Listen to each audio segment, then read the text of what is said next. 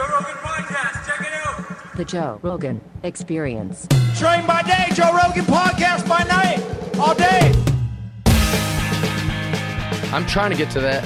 Yeah, that's the key. But they tricking me, Joe. They're baiting me in with the algorithm. These motherfuckers. They get me too. They get me in the morning. I was just talking about it with Jamie. That like, are we rolling? Yeah. I was just talking about with him is like, I'm so good at like not caring what people think, sort of. And then I find, no, I really care a lot. Like I'm like in a constant tug of war of that. Because I used to have Google alerts on. Oh no, for your name? Yeah. Oh. Yeah, and then I had to get rid of that. Oh, how dare you. Then I was like, I'm gonna check the YouTube comments. So that was a ring that I had to close. I'm slowly closing the rings. The ring I'm stuck in right now is checking what like my comedy peers are up to. You know, that kind of stuff. The one that they make videos. Let me get you a cigar. The videos they make of like, so-and-so is having a breakdown, or Mark Maron said this, or those kind of like those rings, you know? No. But I need to close that. I want to have none of it. I don't want to check any comments or anything. I'm much better at this stuff than I ever have been in the past of avoiding most things that are annoying.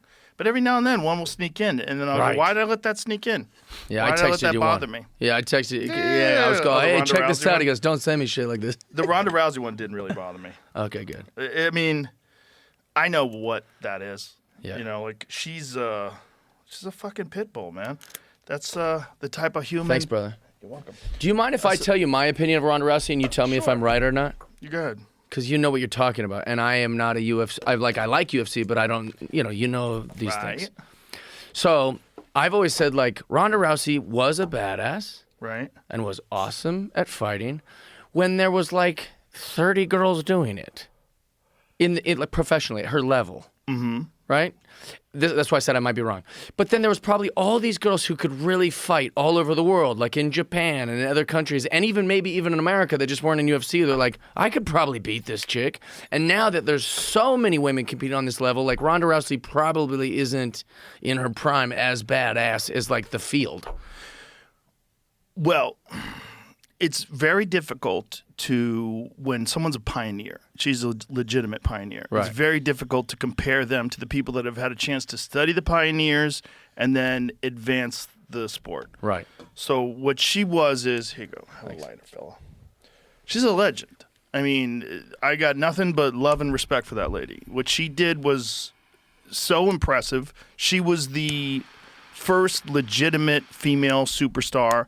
She made the UFC female division possible. Mm-hmm. If it wasn't for her, Dana was very open about never having female UFC fighters. It took someone that was that dynamic, that was that special, to open his eyes and go, you know what? I think this lady's a star.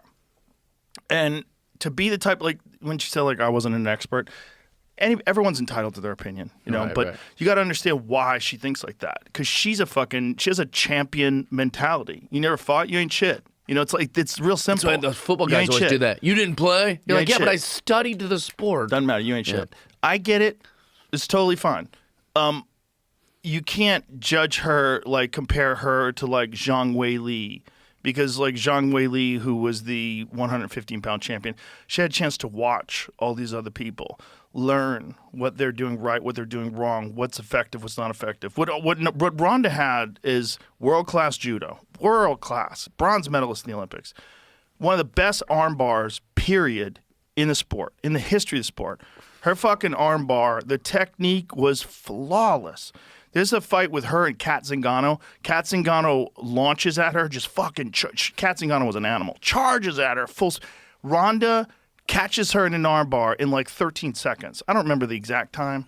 It was nuts, but it was perfect technique. You know, you couldn't fuck with that. But then she fought Holly Holm.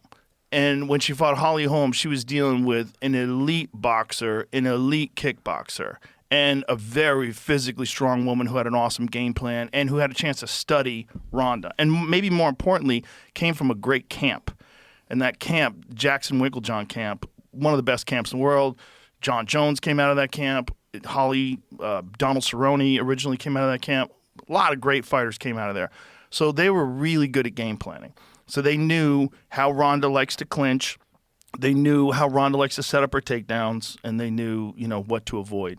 And then on top of that, Holly's just an elite striker. So every time Ronda tried to close the distance, the striking that she was very effective with against guys like Betch Correia, these fighters that were a lower tier, it's not going to be as effective with someone like Holly.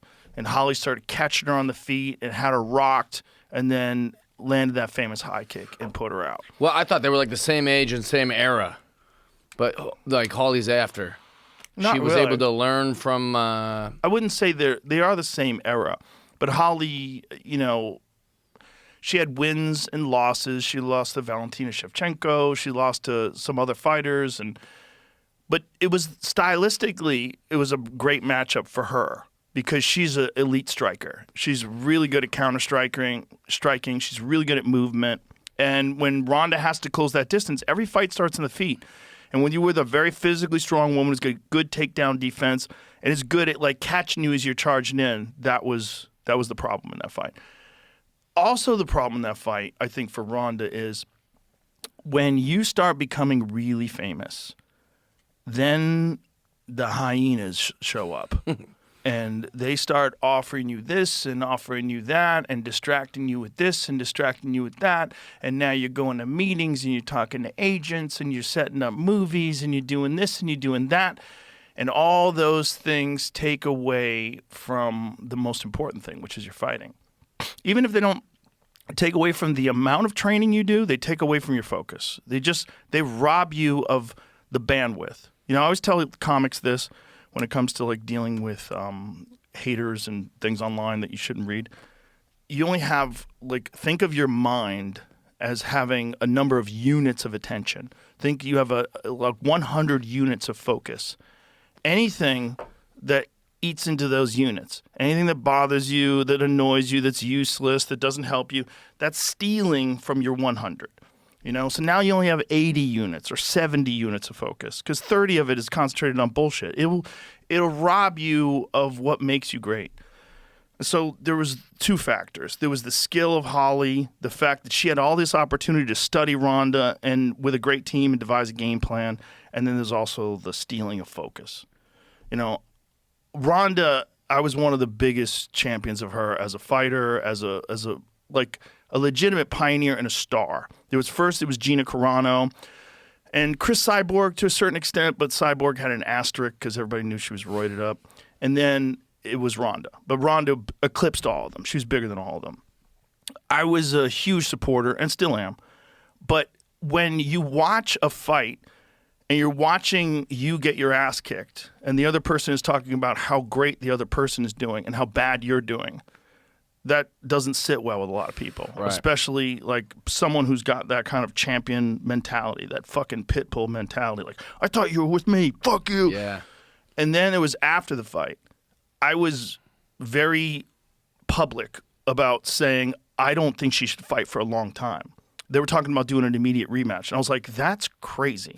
Like, they were talking about doing a rematch in 4 months or something like that. I was like, when you get head kicked into the shadow realm, you're supposed to take a long time off. When Manny Pacquiao got knocked out by Juan Manuel Marquez, it was a fucking picture-perfect right hand that knocked Manny Pacquiao out. His coach, Freddie Roach, said, you can't fight for a year. I don't want you doing anything for a year, for 1 year, because you got to heal up from something like that. It's bad. When you get knocked unconscious, it's not just that you'll be a touch gun shy, which is possible, but also that you're more vulnerable to getting hit. And then you could ruin your chin forever. Like if you get knocked out, there's certain fighters that used to have iron chins, like Chuck Liddell's one of the greatest examples of that. He had an iron chin. You could hit that dude with a fucking sledgehammer and he would just keep swinging at you. And then eventually it got to the point where he would get clipped and he would just go out. And it wasn't him. It was his brain was broken. It was like, there was too many times, too many shots, too many knockouts, too many impacts. You got to preserve that. You got to be very careful with that. You got to take a long time off. And then there was the Amanda Nunes fight. So the Amanda Nunes fight, I was also very vocal that everybody was putting all of the attention in the promotion on Ronda making this huge comeback. And if you watch the promos for that fight, I thought they were crazy disrespectful because the promos, and obviously, look, Ronda was a fucking huge star, a much bigger star than Amanda Nunes. And that loss was a shocking upset to a lot of people that didn't understand martial arts and didn't think that Holly had a chance. Didn't think anybody had a chance. She was going to beat everybody forever. But all of the promo was Ronda coming back. All of it was like she's coming back to take what's hers. It was Ronda in a mansion looking out. It was like the worst promo set. Like Ronda in a mansion looking out the window saying, I'm going to go get my title. I don't know who made that. I don't know what it was, but I remember being backstage the day of the fight. And there was all these agents mulling around, all these Hollywood twats. And this guy was like, I forget his exact words. They were talking. He didn't know who Ronda was fighting. And he said, I don't know what her name is, but whoever it is, it's her funeral. That's what he said.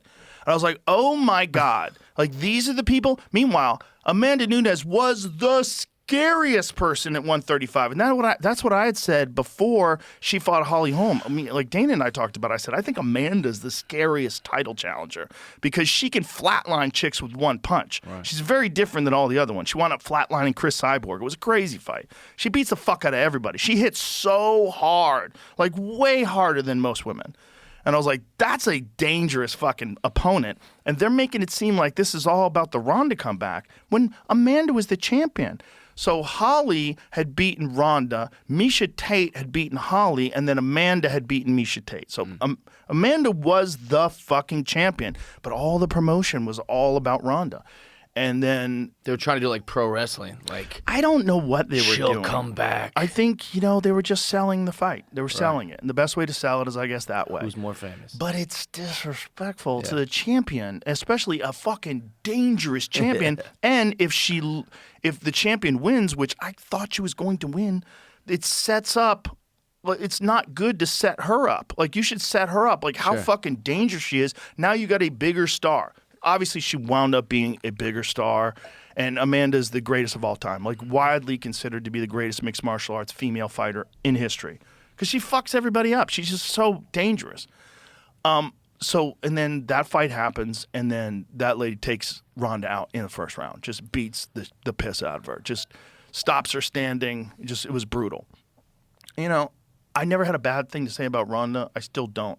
I understand her mentality. I mean, she's a champion-minded person. Like, she's like, you're fucking with me or against me. It's me against the world.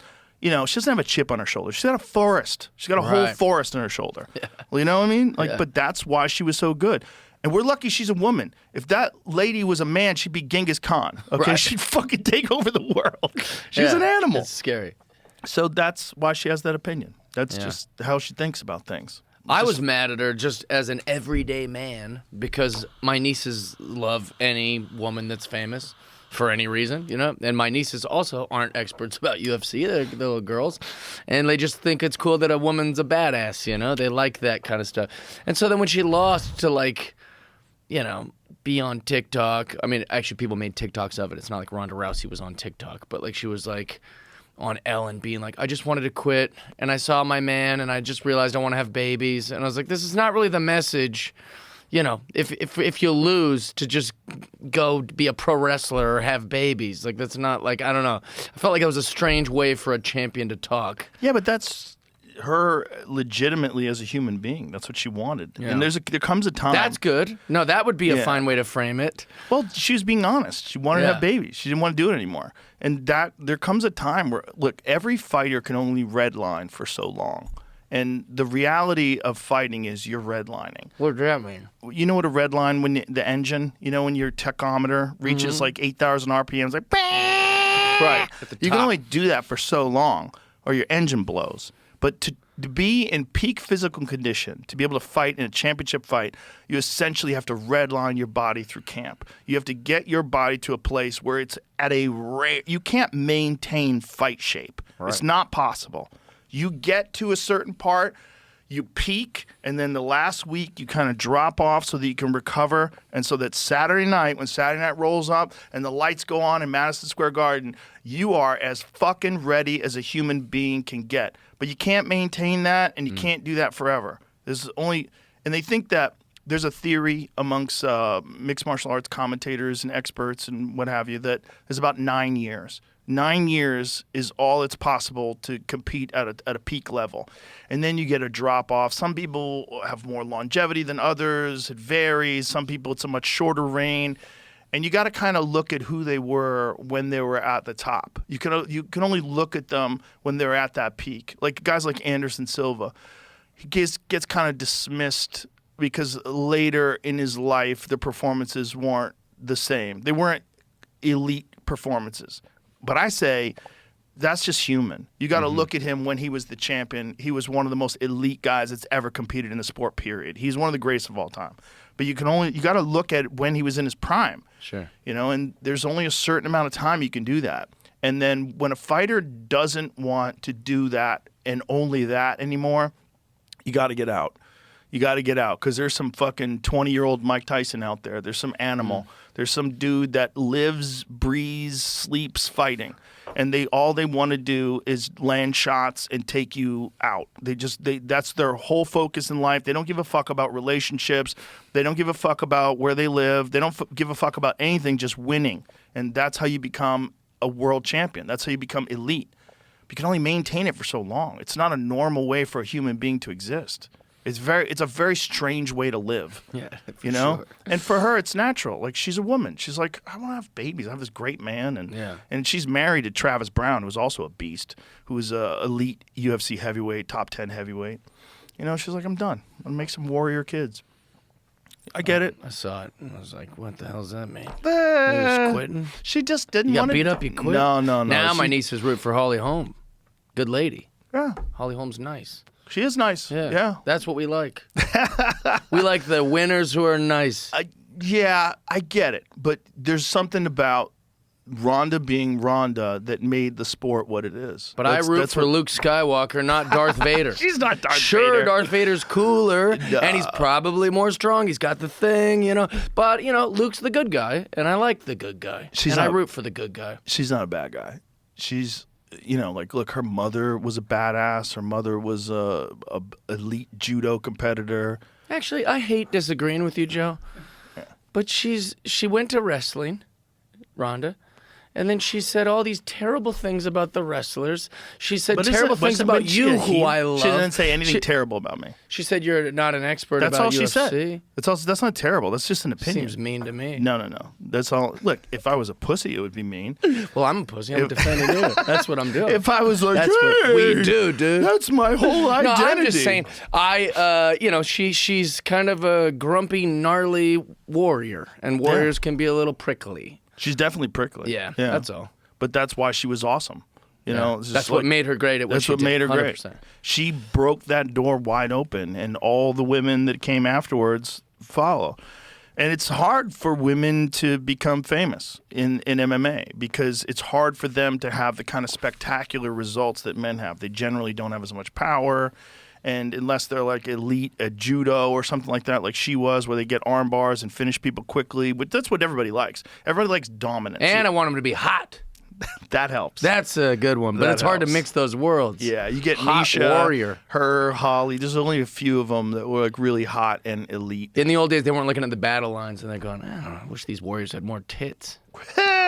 Like that's what I'm like, a very conflicted person. I want them to be badass, but also hot. Yeah, and it's crazy. Tough to get both of them. This episode is brought to you by Happy Dad Hard Seltzer. A nice cold Happy Dad is low carbonation, gluten-free, and is easy to drink. No bloating, no nonsense.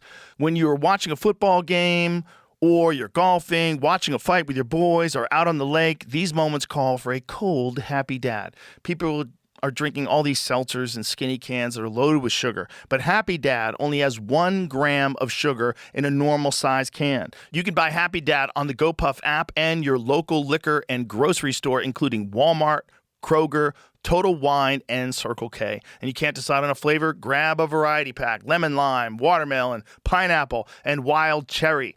They also have a grape flavor in collaboration with Death Row Records and Snoop Dogg.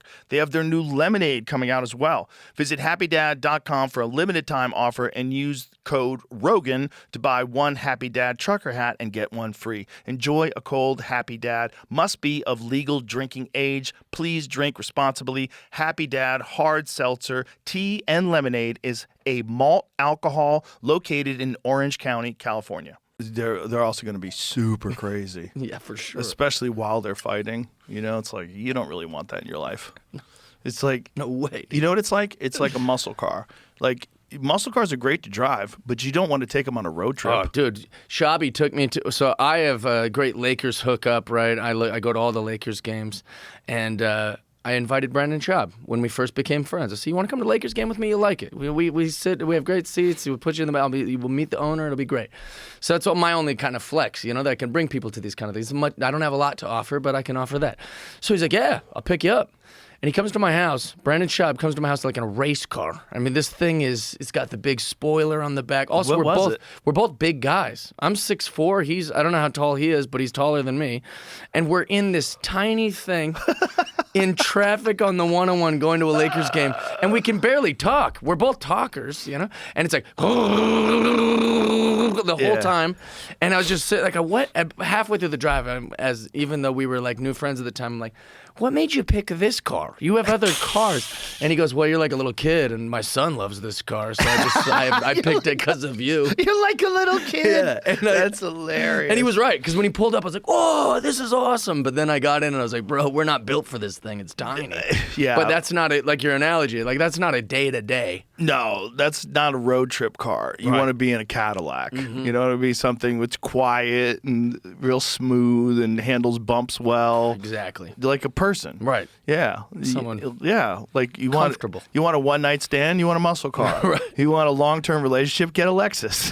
And if you go to the Lakers game, bring a goddamn SUV or something. Bring something It's nice. unreal. We're in traffic. Bring something quiet with It was good air amazing. conditioning. His heart was in the right place, and he was completely right. What car was it? Do you know? I don't know what it is. It was like I wouldn't even be able to guess. You it was don't, cool you, though. You're not into cars? I at love all? cars, but I like the cars I like. I've always loved big, stupid things. Like Okay, I love like what? big military vehicles. Have you seen Love his the Hummer? H1. Yeah, I love all that stuff. Yeah, he's got a real Hummer with like Yeah. a crazy diesel turbocharged engine. Last time I was here and I did his podcast, he had this huge Bronco that he was like doing some thing where he's selling it, like enough people buy tickets for it or something like that. But Oh, yeah. that truck was a beautiful truck, and I like that's what I like is like big, stupid tires. Anything in Mad Max, I loved. Anything the military drives, I was like, "Can I buy that?" They're like, "No, it's not built for that." You can buy a lot of things. Those, but you got to go to those auctions and shit. Yeah, you just got to know people. Right. You can get a lot of things these days. I would love that. Yeah, there's some crazy I've never owned armored anything that fits vehicles. in my garage. No? No, I have to park on the street all the time. I had to get rid of my last Jeep because I put like 46-inch tires on it, and I lifted it up, and like it has no doors and no top, and so it's just parked in Sherman Oaks on the street, and I'm on the road so much, And it's just sitting there. just sitting there. So I come back, there'd be just like. Someone would walk by with like a soda and just throw it in there, because they don't care. and they get mad at you. Right. Why do you have What a this? douche. Yeah, and where I am, it's not popular to have cool, big shit like that. Right. Sherman Oaks, it's popular to have a Prius with a coexist I bumper know. sticker. It's so annoying. I have a Cybertruck, and you can't really lift it, but since it has an air suspension, Right. you can buy pins that make the air suspension 1 inch larger than whatever it's adjusting to. Because if you put a lift on it, it's going to screw it all up.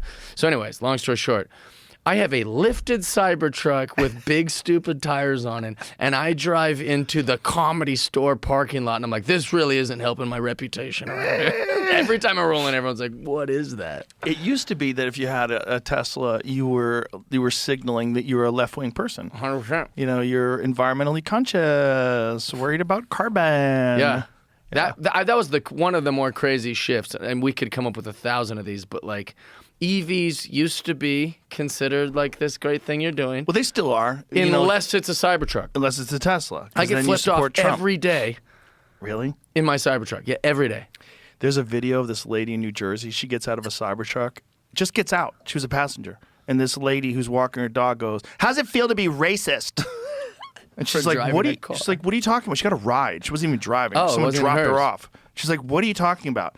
"Yeah, you're racist. You're in a Cybertruck. You're racist." And she's like, "What the fuck is wrong with you? You're crazy." It blows my mind.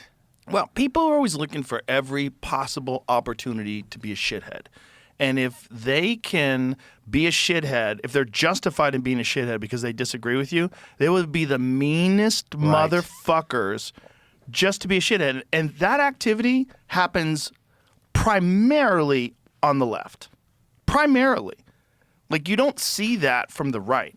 Like, Yeah. if someone pulls up in a Prius with a coexist bumper sticker, you don't see a bunch of guys going, "Hey, you fucking pussy." Yeah, exactly. What are you supporting fucking Iraq? What are you Get fucking, out of our you town. supporting ISIS with your fucking bullshit fucking bumper sticker Go on your back to shitbag car? Portland. How's it feel to be an ISIS supporter? You don't get that. Ever. But you get that from the left, and I think it's the Trump thing. I think Trump was such a figure, is such a figure of like an attack vector that they look at him like, It's fun for them. Yeah, it's fun. They have It an enemy. occupies their brain at all times. They have an enemy. Yeah. Yeah, like Jimmy Kimmel's wife was doing some podcast recently, Jimmy and the wife was saying that she has a hard time talking to her relatives because they voted for Trump. 'Cause she says, like, if you vote for Trump, you're She voting stopped against talking my to them. Yeah, you're voting against my husband and my family. Like, what?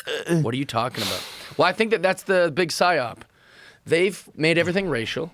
Yeah. Right? Everything is racial. And so the last thing you want to be called is a racist, right? So when you make it as simple as race, like just racial, like just that blanketly simple, then anything another color does, you'd be considered. So you go, "Oh, I don't really believe," or "I think Muslims are blank." Whatever that sentence is, you go, "Racist."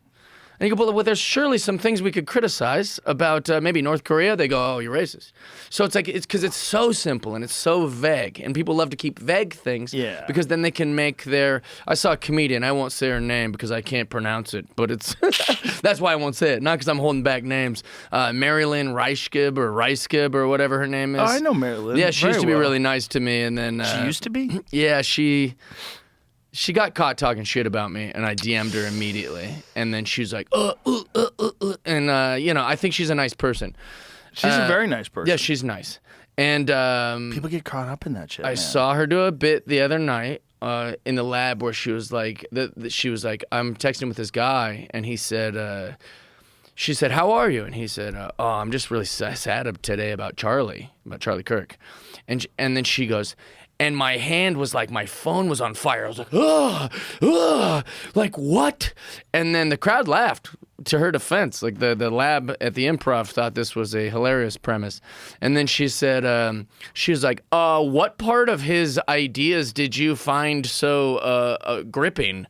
What was it, his racist? And she just started launching into like about how like the fact that a guy she liked would be sad about Charlie Kirk's assassination was the biggest turnoff to her, that she wrote like a whole bit about it.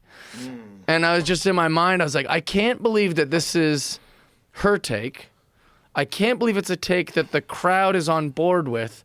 And I can't believe I'm in this town anymore. Like I was like a moment for me where I was like, what? Am I insane? No. Like, that's what makes me... Those are the moments where you go, I think I'm the crazy person. There's a room full of people here who agree that Charlie Kirk must have been this terrible thing and hence deserves being publicly assassinated. And if you feel sad about it, you're gross to her. And she wants to throw her phone away. And she wants to go, oh! And that's hilarious to everyone. Wow. Because the simple vagueness of race. You know, like it's like this constant obsession with... You know, you have to agree with a socialist mayor in New York, or you must be a racist or Islamophobe. They've just made it so vague that it's very easy to always label or put things in a thing. Well, there's certainly cult-like thinking involved in both the right and the left. Mm-hmm. It's a real problem with people that identify with any political ideology, whether they're identify as being a conservative or identify as being a liberal. it's a real problem because then you lose all your objective thinking and you have to agree with everything that this side supports. And generally, that's never a good thing to just agree with like a swath of predetermined ideas. Yeah. And one is that public assassinations are okay and that they're not sad. They're sad no matter who it is. And I would say even if Charlie Kirk was a terrible person, even if he was, which he was not. I knew him, and he was not. But even if he was, let's say they're right about all those things. You're happy that he got shot? No, the correct way to handle someone who has bad ideas is to confront them with better ideas. It's not a 30-06 round to the neck, right? Publicly, where people are cheering. That's crazy. And they kept it vague. They keep it vague. That's how it always works. It's like, well, I go, well, why are you posting on social media that you're happy about it or that you're not sad about it? Just tell me simply why you think that. And they go, well, because his ideas were dangerous. Super vague. Didn't say the ideas. Didn't say how they're dangerous or why they're dangerous. It's always vague. Well, there's also a problem with clips. When you take sound bites, like very short clips out of context of what someone's saying, and then you highlight that one particular sentence and the way they said that sentence, you could frame someone in a very different way than who they really are. And I think there was some problems with some of the things that Charlie said, the way he said them, and in the fact that you could take it as a clip. And one of them was the idea of DEI pilots. Mm-hmm. Like the idea of any lowering of standards of anyone in a really important job like a pilot because a person is blank, fill in the blank, because they're a lesbian or because they're gay or because they're white or because they're Chinese or because they're black or whatever it is. If you're lowering standards because you want more people of one thing, well, you've just made the skies a little more dangerous. Right. You made a very dangerous thing, which is flying, a little more dangerous. So his statement was because they're doing this and they're trying to they're using DEI to hire people. And when I get on a plane and I see a black pilot, I hope that they're qualified. Or he wonders. Yeah. He said, I hate that when I see a black pilot, my mind thinks, I wonder if they were part of a DEI hiring. Right. Correct. Right. It's a problem in the way he said it. Right. Instead of saying that way, because one of the things that I pointed out is that what DEI, especially in regards to education, the people that it discriminates the most against, like people say it's a white supremacist idea to be against DEI.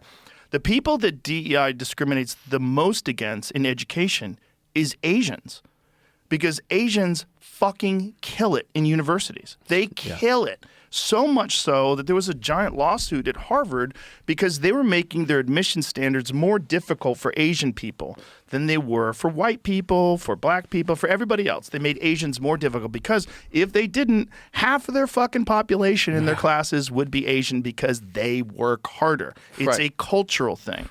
You know, I grew up in Taekwondo and I grew up around a lot of Koreans. And man, you haven't seen work ethic until you've seen first-generation Koreans who come over to America and, you know, they have those tiger moms and tiger dads. That's a real thing, dude. That's good. That is I guess. Well, I mean, for these sort of subjects. It's good for getting things not great for done. trauma, and not great for those head. things, right? Yeah, it's not, but if we're talking about the workforce or symphony, if it's just a meritocracy, it's like who is the best student, who is the best this, who's the best that. Yeah, it's good for that, you know. But it's like it's the same thing. It's like trying to be a champion. Like you can only redline for so long before you go fucking crazy, and the lack of balance between pleasure and struggle and discipline and fun. You have to balance if you want to have a good life. And ultimately, you're supposed to be enjoying your life. I don't think you could truly enjoy your life without some measure of discipline.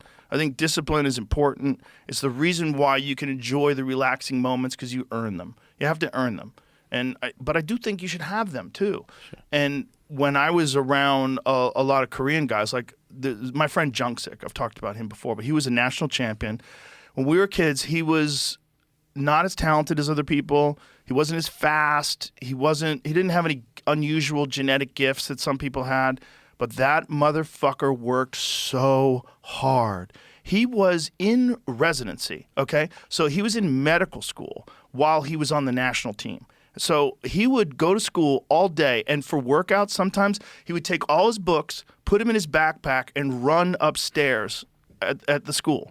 Just run upstairs at the university. That's awesome. And that's how he'd get some of his cardio in. And then he would come to the gym, and he would be, he'd come to the gym for nighttime training. We'd train at like 6 o'clock at night, 7 o'clock at night, and he would be just drained.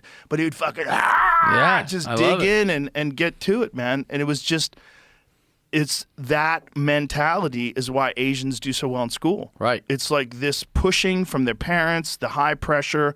And again, I don't think it's so good for you psychologically. I don't do that with my kids. Mm-hmm. My kids do very well in school, but they do very well in school because of the example that I and my wife set of be a nice person, work really hard, have discipline, do the stuff you're supposed to do, don't fuck off.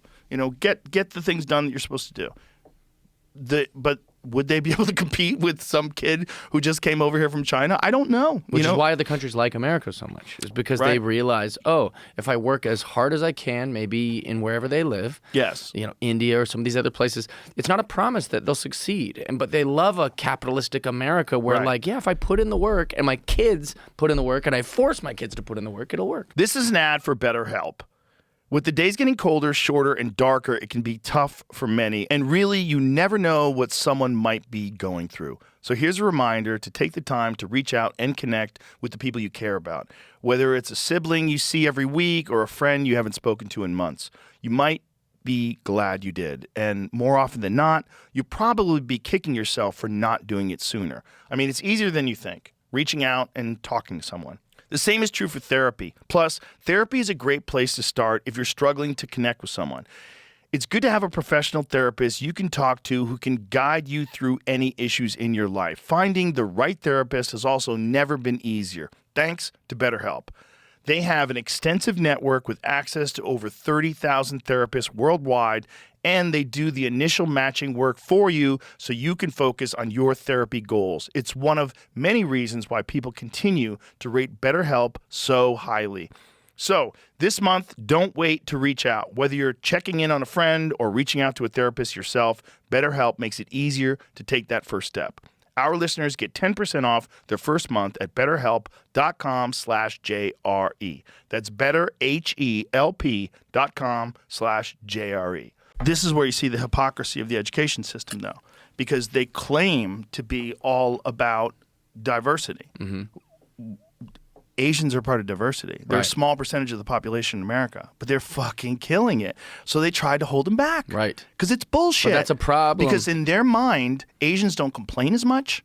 They get to work more. They're not the ones that are out there organizing and making signs. They're not doing that. They're fucking working. They don't have time to be going to these rallies and cheering and chanting.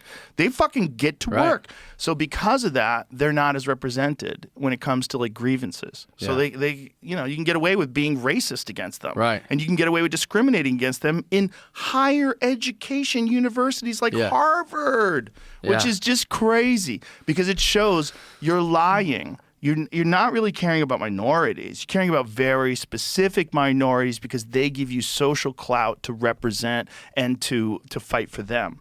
Like if you're fighting for black people, if you're fighting for trans people, those are the people that are really noisy and really loud. And if you're on their side, and you look good if you defend them. You're virtuous. Yeah, exactly. That's what it is. It's performative. I think about it every week almost. It sounds strange, but like these kind of things consume me. I don't have a wife and kids, Like I think about these things all day.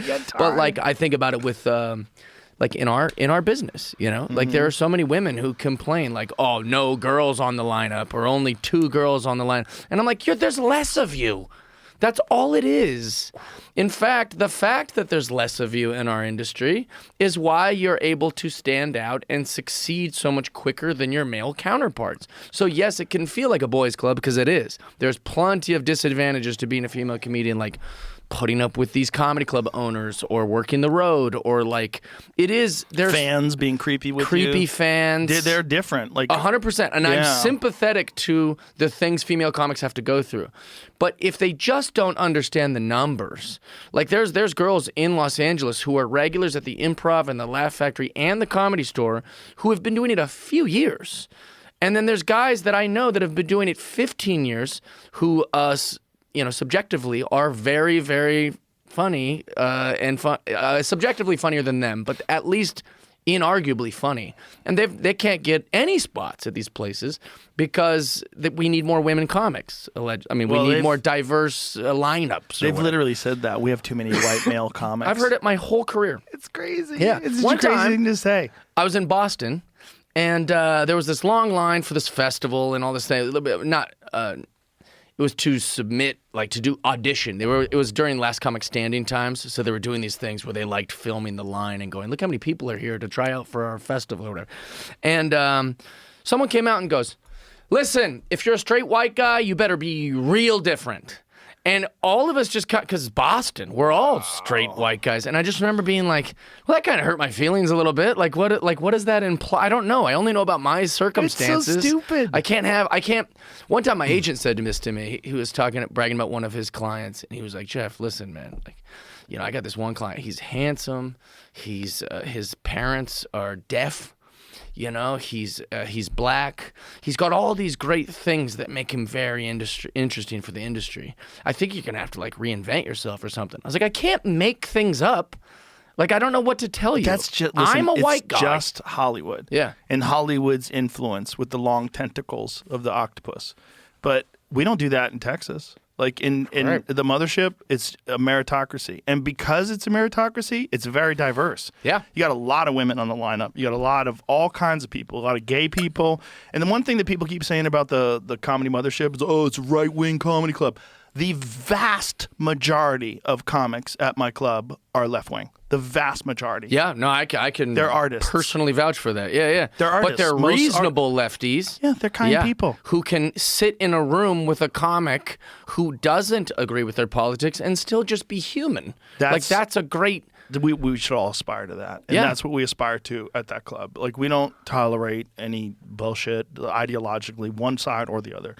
It's not supposed to be about that. It's supposed to be about the art form. And, there's... Shit, a lot of my fucking friends are far left. I don't care. Are you nice? Are you cool? Do you have interesting thoughts? Can we have conversations? I'm down with that. But there's this propensity, this thing that people do where they just decide you have a different ideology than me, so you're the enemy.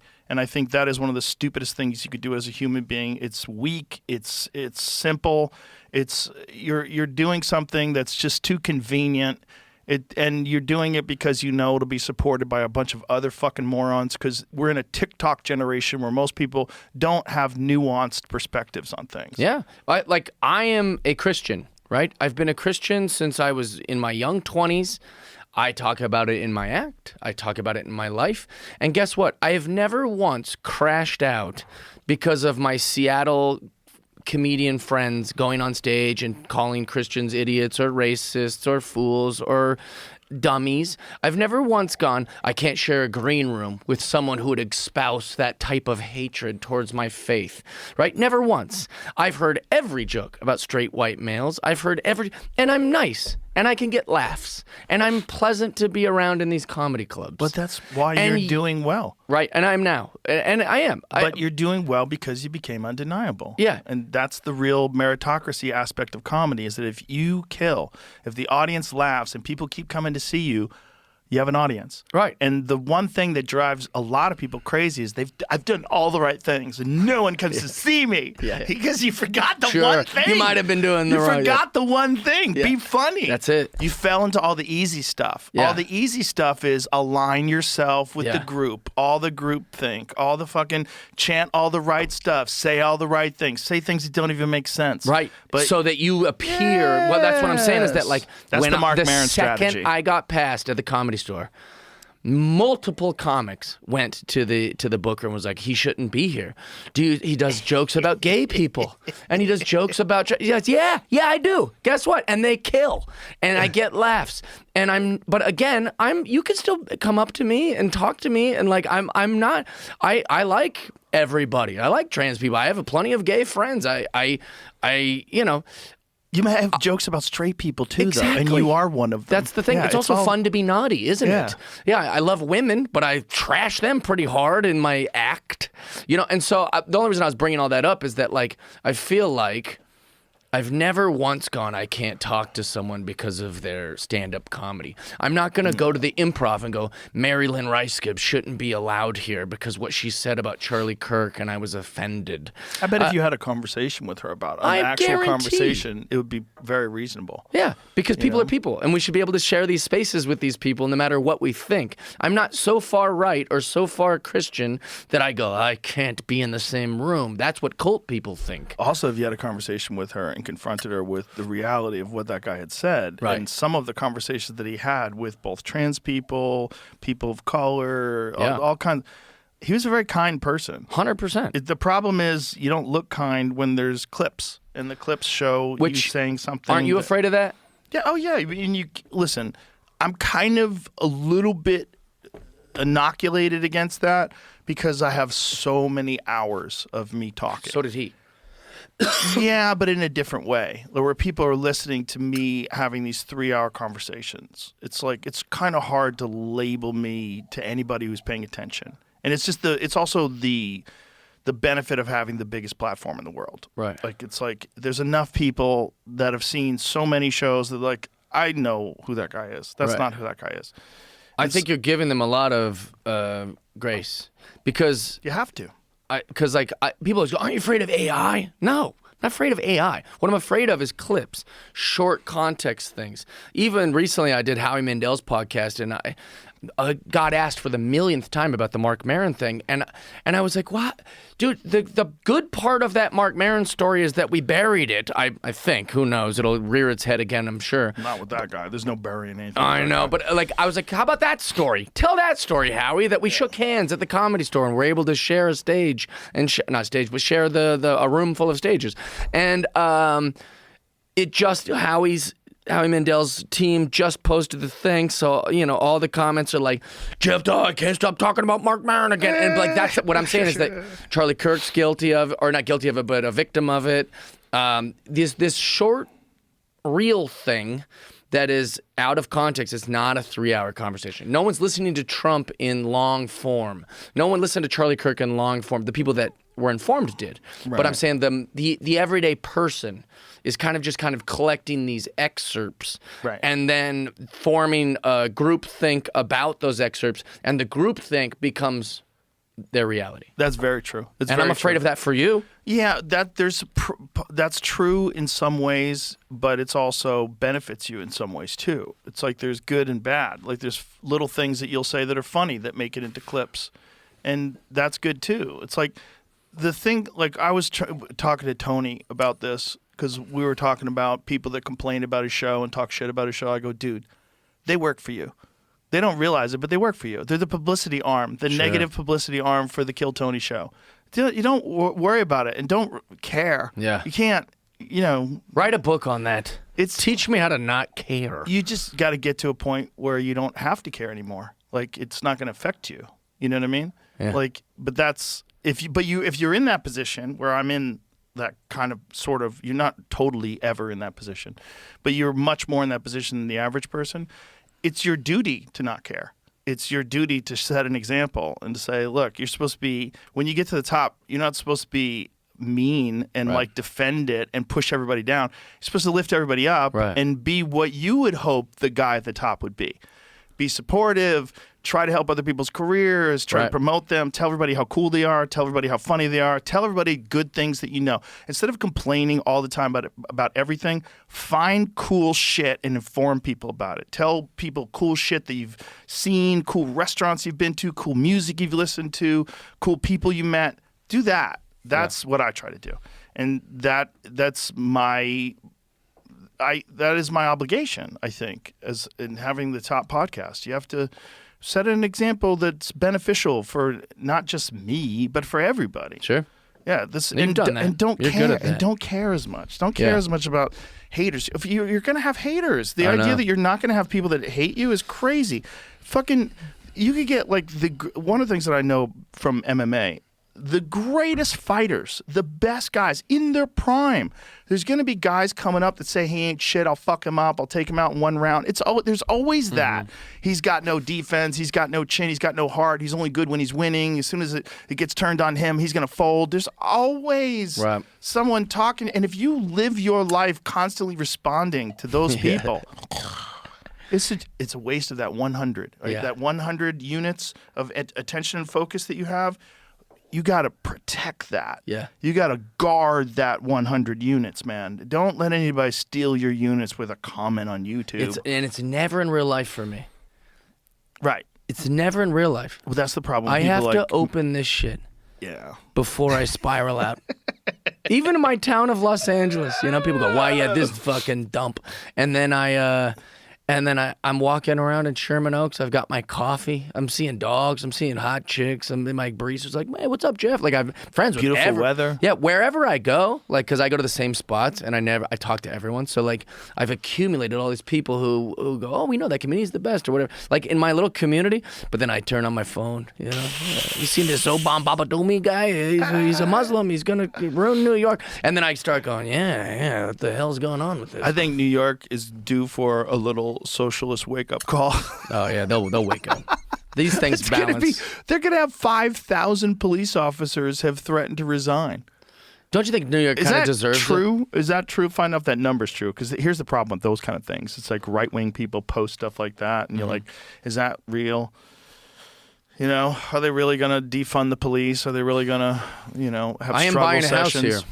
Are you in Texas? Yep. Yeehaw! Yeah, like about 30, 40 minutes from here. Nice. Yeah. You already locked on it? No, but I'm shopping for houses on Wednesday. Oh, tomorrow. Not Wednesday, okay. tomorrow. I got a good lady. If you need one, she's the best. I have a chick who's pretty good. She's like the number one in Arizona. Arizona's not Texas. I know, but she has all these contacts. Also, I just know her. Okay. So that helps. Okay. I'm trying to help her out. It's good to be loyal. Yeah. And she found a bunch of good stuff. About 40 minutes from here. Well, that's good, too. 40 minutes from here, out like Dripping Springs area, it's quiet. That's what I want. I want you quiet. You go out at night, you hear... I want to go to a lake, be able to I'm kind of in this kind of LA thing. And this, I could be guilty of being a victim of like what I'm absorbing in my algorithm, but like Gavin Newsom scares the shit out of me. And I don't want to be a part of it. Yeah. He wants to run the whole country, too. It's wild. Pretty wild. And those fires were quite a wake-up call for even if, whatever you believe about the fires, the way it was dealt with was pretty scary. It was not competent, that's for sure. Even the aftermath. Yeah, and was not competent. The conversations about talking to different developers about doing stuff with the land and different speculators. Like, what? Oh, we'll make a smart town. You're like, that's kind of what the conspiracy people were saying before this stuff happened. See when he's doing a little dance in front of burnt houses? Like, that is, are you a sociopath? Because that's how sociopaths behave. They're not like totally broken up by the fact that a giant chunk of your city burnt to the ground. Did 5,000 people resign? I don't think they say they threatened to resign. There's no credible evidence that 5,000 peace officers resigned. Okay, why don't you say, did they threaten to resign? I did when I typed it in Google, and I got the same answers. Oh, okay. So.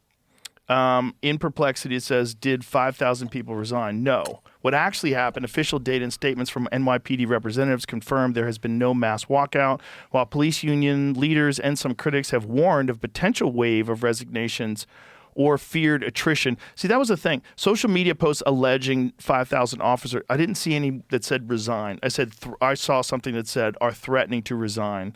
Go back to where I was reading. At once have been debunked as rumors or satire. NYPD has about 33,745 uniformed officers as of late 2025, with staffing down only slightly from the previous year. So it's like, maybe it's one of those things where someone talked to some people and they said, I know a lot of guys. Right. A lot of guys are threatening to resign. Well, I mean, that's a serious thing to talk about anyways, whether it's true or not on the numbers. Like, it's not a fun time to be a police officer. For the last, pre-Black Lives Matter, I know a lot of cops just in my life. I used to perform once a year for their, Christmas thing at the LAPD. great audience members. You want to talk about good audience members? Yeah. Police, military, Oh, yeah. nurses, anyone who deals with real life is Right. very good audience members. They can take a joke. Yeah, great at taking jokes, and they need to see the humor in life. You know, like they're looking for a clown to laugh at because they deal with real shit. But that aside. In the last 8 years, when cops tell me they're cops at shows, it's like, hey, I'm a police. Like, and I'm like, what's with this embarrassment? Like, why do you feel like you need to be like an undercover police officer when you're like, whisper it. yeah, why? I like cops. I think that they're great. They have to go into someone's worst day of their life every day. Anytime you've ever had to call a cop, it's not a great day. It's not a great thing that's happening. And they have to enter someone's worst day every 15 minutes or every hour. And I have a tremendous amount of respect for people that do that. And I agree. I agree totally. they feel ashamed to be a cop because they've been vaguely blanketed as like oppressors or racist or some sort of power-hungry bad guys. And that's probably a little worse in NYPD right now as far as being in the city with what's going on. So I imagine there's a lot of people who are threatening the same way whenever someone's president isn't the president they want. They go, I'm going to move. They make those kind of Some threats. people do move. Yeah, some Like people do. Rosie a lot of and rich guys Ellen. are really getting out of... I respect Rosie and Ellen for that. Don't you respect that? Every celebrity says they're going to leave. Dumb. Well, it's I dumb think that they it's left so because now they just stupid. can't vote. And now that, Not only that, you're living in Ireland. But at least they said what they were going to do. You're living in England, and then your neighbors in England don't like you either. Yeah, because they're like, yeah, exactly. Well, that's true. But at least now they you left. gotta move to a new place in England. Hundreds of celebrities said they would leave and didn't. That's true. Yeah, there's always a lot of that. A lot of people said they were going to move to Canada. Well, great. Good luck with that. But now you're just America light.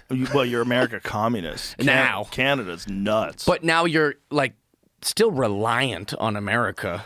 I know a stat that I wanted to look up that I just read. I put this into perplexity. 1 out of 20 deaths last year, I read this article that was saying was assisted suicide. That can't be true. That can't be true. Where'd you see it? Because Canada has an assisted suicide program, a national assisted suicide program. Yeah. Could you imagine if there's some corruption in that? Holy Well, crap. There's corruption in everything, Right. Jeff. Everything. Matt, that's a bad one fucking to thing. have. There's corruption in religion. There's sure. right? There's corruption in sure. science. There's Right. corruption in medicine. Which There's becomes a corruption great excuse to not be a part of those things, you know? Oh, I won't even question if I have a creator because there's fouled people in the church. You're like, that's so stupid. Well, yeah. It's accurate for Canada. Not No, One in of course not 20? America. I know, Canada. yeah. It's Canada. Yeah. Let me see That's the still a numbers. lot, isn't it? Put those. Show the perplexity. Look at this. This is crazy. Medical assistance in dying, known as MAID, also as known as assisted suicide or euthanasia, accounted for approximately 4.7% of all deaths in Canada.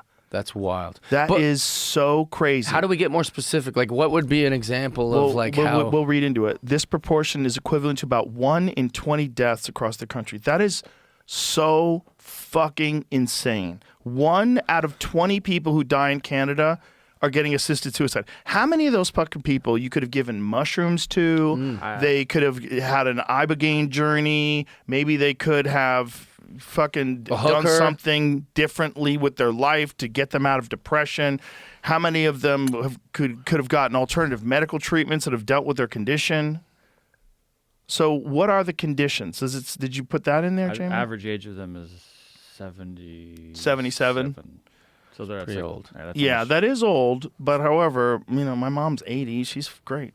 Like what's going on? freaking Yeah. have She doesn't underlying want to. conditions. Like what? Like But what is it? Are you cancer, not which is the most just because you're common. 77? Are you not enjoying life, or is it 1 out of 20 people are dying of a terminal illness? And I am being short-sighted because I'm not they're like going to die soon anyway. They choose to die on their own. Is that the case? Track 1 is natural death is reasonably foreseeable, and track 2 is not reasonably foreseeable for natural death. Right. So track 2 recipients, this is where it gets weird because some of them were chronically obese. Some of them were chronically depressed. They were doing it for people that don't really have a disease. So what are the parameters? Let's put this, ask a follow-up. What do you have to have wrong with you to qualify for MAID in Canada? Let's just ask that. How do you qualify for me? Because if it's just you're depressed, That's scary. that's crazy. Right, and very irresponsible. If you have cancer and they're trying to just like, I'm done with my fight, please help me, Right. is what track Right. 1 is. That But we're makes talking about sense. track 2. Be at least 18 years old and capable of making healthcare decisions. Be eligible for publicly funded health service. Okay, that's normal. Voluntary request. Informed consent. Have a serious and incurable illness, disease, or disability causing enduring and intolerable suffering that cannot be alleviated under conditions acceptable to the person. But that's the key word, the key phrase there. Acceptable to the person is interesting. Be in an advanced state of irreversible decline in capability. Okay, are people with depression, just write severe, are people with severe depression eligible for MAID? Write that. Severe depression. Because you know, a lot of people would say that is an incurable disease.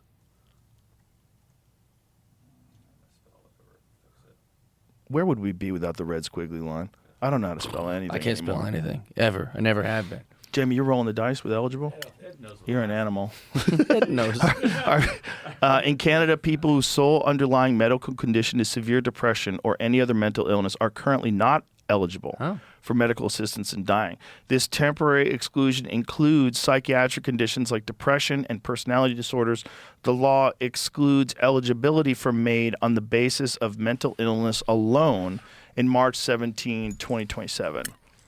However, people with mental illnesses may be eligible if they have a grievous, or irremediable. Boy, that's a word.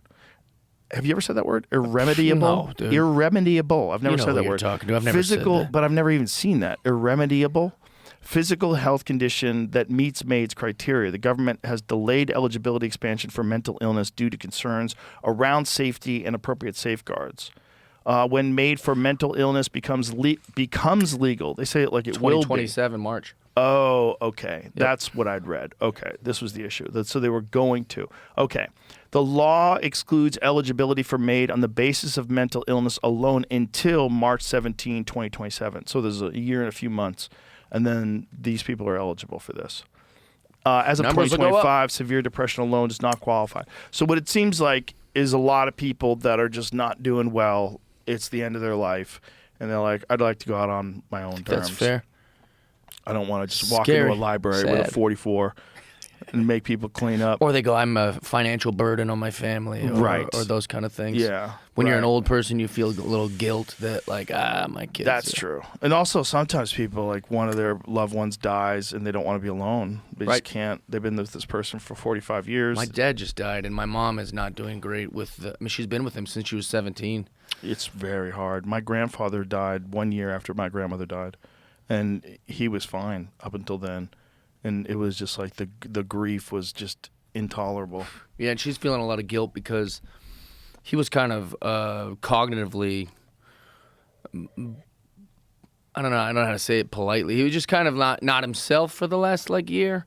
And so when he passed, my mom did feel a little relief, like, I'm kind of his caretaker. Right. And so then feel guilt about the relief. I don't want to feel relieved that someone that I've known my whole life is gone, and then now trying to mourn that. It's very, very complicated, and it's real hard when someone has dementia or Alzheimer's or anything along those lines. the patience that these people have to work with dementia and those kind of, even an eating disorder is you can't really communicate it to the person when they have this body dysmorphia or things like something as simple as that. Yeah. Those people are saints that can work with Absolutely. Anybody cognitively or like any kind of like dysphoria. Like that's I mean, I those are heroes to me because I don't have the patience for it. I'm very like direct. I'm very like want to have a good time. Like Yeah. I'm not good at being like, how don't you see this? Apparently, there's some really promising treatments for dementia and Alzheimer's. One of them was dementia or Alzheimer's, was the supplementation with selenium. See if you can find what that is.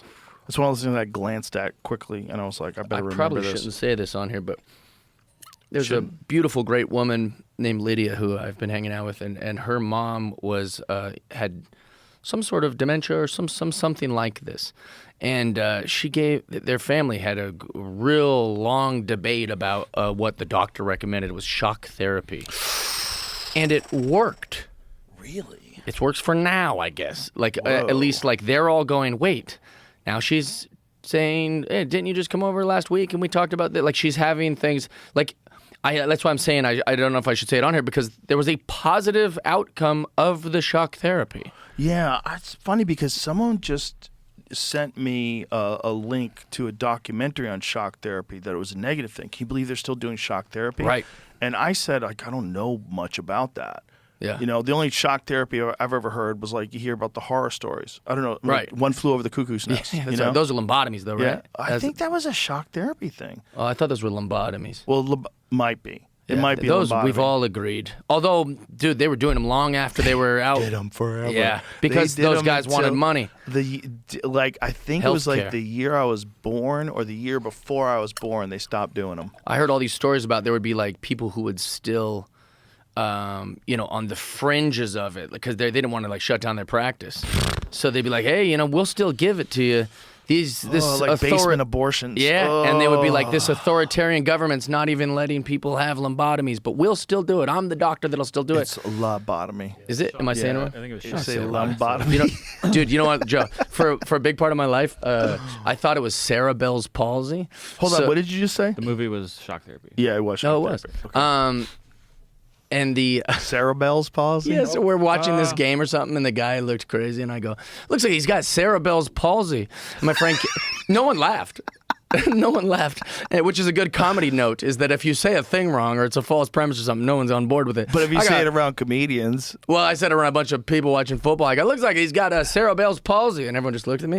And then my friend Katie's like, did you say Cerebell's? And I was like, wasn't that what it is? And she's like, it's cerebral palsy. And I was like, I don't know.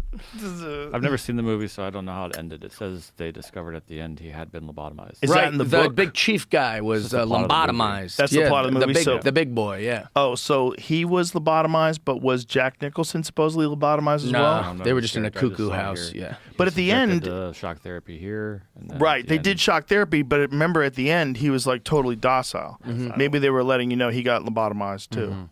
Probably. They did that forever. When did they stop doing lobotomies? Wasn't it like Right around 67? Please, that lumbotomy. doctor, Lobotomies. When they stopped doing lobotomies? This is a thing What year was it? I love to talk about. Plenty of things I know and don't know about. It's fun. no, it's Yeah. the one doctor did almost all of them. What? He did 1/3 of them. That's a lot. How many did he do? How rich was he? Let's say. What? What was his net I worth? bet he had a nice Yeah, Mercedes. I bet he had Oh, a it said huge Freeman- house. Yeah, 1/3 of his 3,500 lobotomies performed were God. successful, and 490 resulted in fatalities. Wait, hold on. He killed 490 Jamie, people by scrambling successful? their brain. Which ones were They worked. successful? They Only worked. one They were third. perfect. They were But what does perfect. that mean? Yeah, it's only 12, Billy just drools. 12. Now he doesn't fuck the dog He's not anymore. annoying us with his undiagnosed autism. Now he just sits there. Dr. It's not Freeman. successful. Hey, he doesn't fuck the dog anymore. It's a success. That's the guy? Oh, that fucking creepy looking psycho. Oh, my Oh, God. Jesus Christ. That's how they did it. They went right through the fucking eyeball, I thought man. they went through the nose. No, they go through It's the another eyeball. way. They could do both, probably. I thought they always... There's one. Oh, there's the nose. Oh, That's the one I knew They do about. both ways. Through the nose, through the fucking eyeball. Fucking... God damn it. And in the end, look, he's happy. Oh, I thought he was giving a Before, thumbs up. He was a I mess. thought he was going, hell yeah. He's like, I feel cool. great. Yeah. Imagine if they just scrambled it a little. So it's like you're just on ecstasy all day. I love everybody. I will say the first time I did mushrooms, I was like, because my buddy's like, the cool thing about mushrooms is that you don't want, it's not like cocaine or E or anything. You're not gonna become like addicted to mushrooms. You're gonna want to do mushrooms every day. And then the second I did mushrooms, I was sitting in the chair and I was like, you guys were wrong. And they're like, what? I go, I just want to feel like this all the time. Like you lost your mind. Like this is the right state of being for me. Like Yeah. it's the best. It should be legal. It's the best drug. It's better at making people better people than anything. Yes. All I wanted to do, 19. and still since then, is like, let's just talk and connect and like let's find a way. Let's be nice. Yeah, let's be good. Let's be Let's have nice fun. to each other. Nobel Prize for the Oh, wow. not the same doctor, but a different doctor. Oh, okay. A Wait, but Nobel Prize. That'd make people go ahead and get it, right? Like, So they started getting him in 35, and then in 49, Dr. Moniz won the Nobel Prize for it. yeah, And so Dr. Freeman was the guy who did 1/3 of them. yeah, he made it a 10-minute procedure. Nice. In Jeepers. and out. Nice. Start Yeah, it's banging quick. You out. come quick. in, you got an appointment at noon, come in at 11. Yeah, I'll have I'll the be kid there. drooling in the parking lot at 11:35. it's like a chiropractor. Just come in. We'll get the. Yeah, we'll it's snap it. fast, dude. Pop, You'll pop. be at Chipotle in no time. I keep reading stories about people that get paralyzed forever because of chiropractors. Oh, really? There's been a ton of those stories. Do you ever go to them? You're a I you're a don't body know. guy. That's No, I don't go to them anymore. All right. I went to them back in the day before I read up on how chiropractors learn. You know when they say I'm a doctor? They don't go to medical school for 3 seconds. That's why I hate all those arguments of authority. You're not a scientist. You're not. It's like, well, neither are they, kinda. Like It some was like invented by a magnetic healer who was a kook, Right. who learned about it in a seance. He was a complete kook. And then he was killed by his son, who was a con man. His son ran him over with a car, and then his son took over the business. And and then it got grandfathered in. And then he won a Nobel Peace Prize. No. No, but he got grandfathered in. So, but here's the thing: manipulating the body in a positive way, like adjusting you, has some benefits. Deep tissue massage has a lot of benefits, like manipulating tissue. I get a trigger point massage. It's really painful, but it's very effective. There's real benefits to it. So there's things that chiropractors do that do have like a real beneficial effect on your body being able to recover.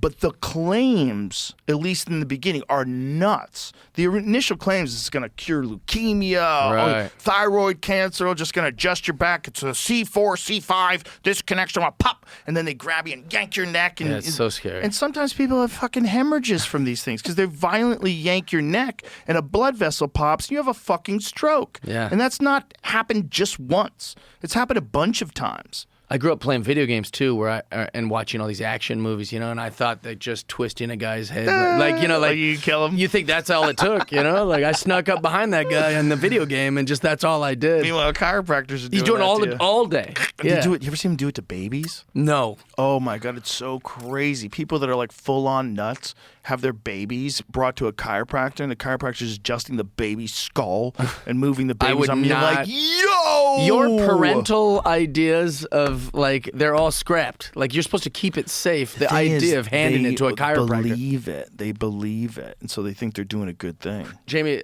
am I allowed to ask Jamie to bring things up? Yeah, fuck yeah. Jamie, can you bring up some dog chiropractors? Have Oh, you I've seen seen this? it. Yeah. I've seen and it. the dogs look at the chiropractor like, "What'd you just do?" But Right. also, I do feel a little bit better. The dog's so sweet about it. Like, I think I'm good actually. You got to get the right A dog. lot for of that pit job. bulls because they're all strong and shit, and Yeah? so like they'll just And they pop adjust 'em? it. Yeah, I've seen like montages of it, and it's pretty adorable.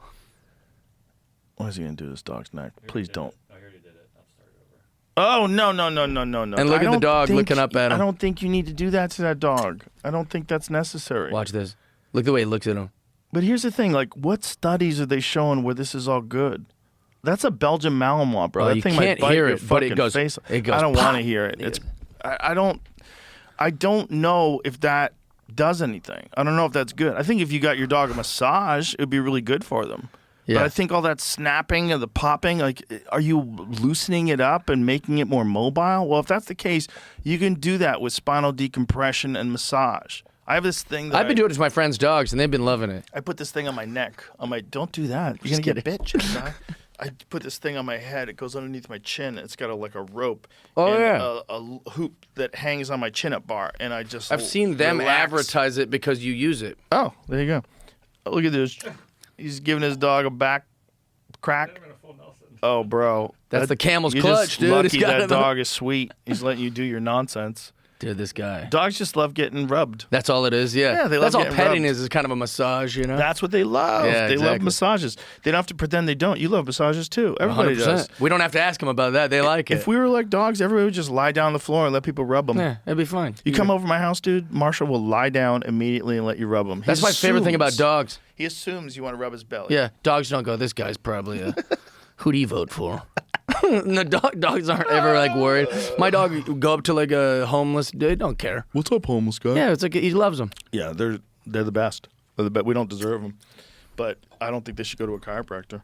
But the people that think that you should bring your doctor, it's because they believe in the chiropractors. Mm-hmm. There's a great article called "Chiropractors Are Bullshit."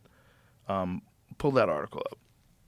The lady who wrote it was on the podcast, and I read the article, and then I had her explain it to me. Yeah, it was back in L.A., and I was like, "Oh, this is a nutty thing." I thought they were doctors. Yeah. I thought they were actual I doctors. went to one of those ones. It's called The Joint, and you can just like you can just walk in and they'll do it.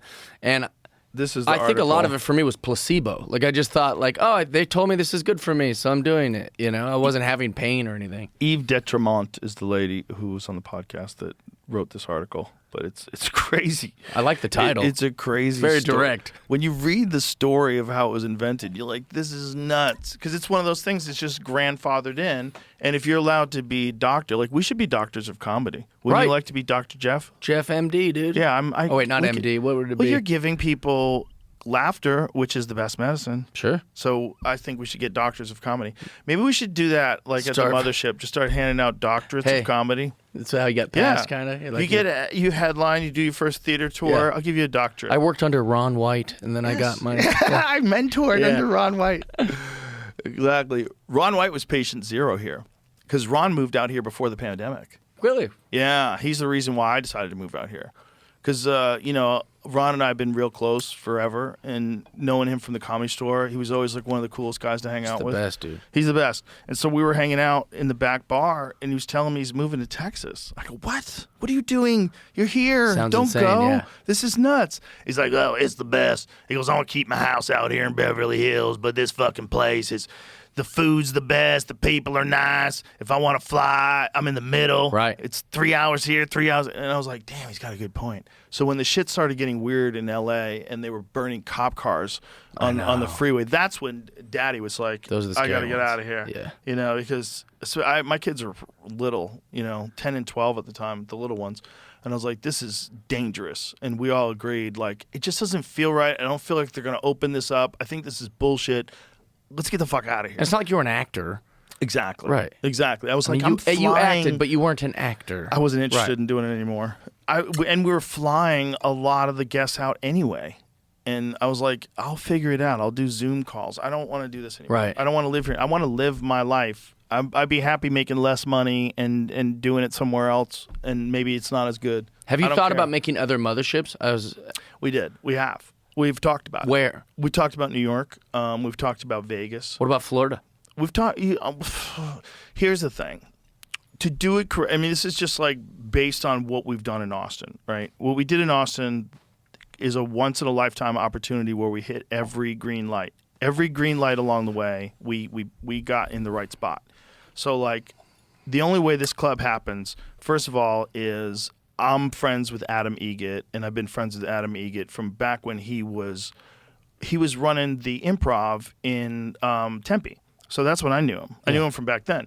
And then he came to California, and he started working at the Comedy Store when I had already been banned. So I had been banned, and I had gone on my 7-year exodus. And he came to meet me at the Improv. They showed you, by the way.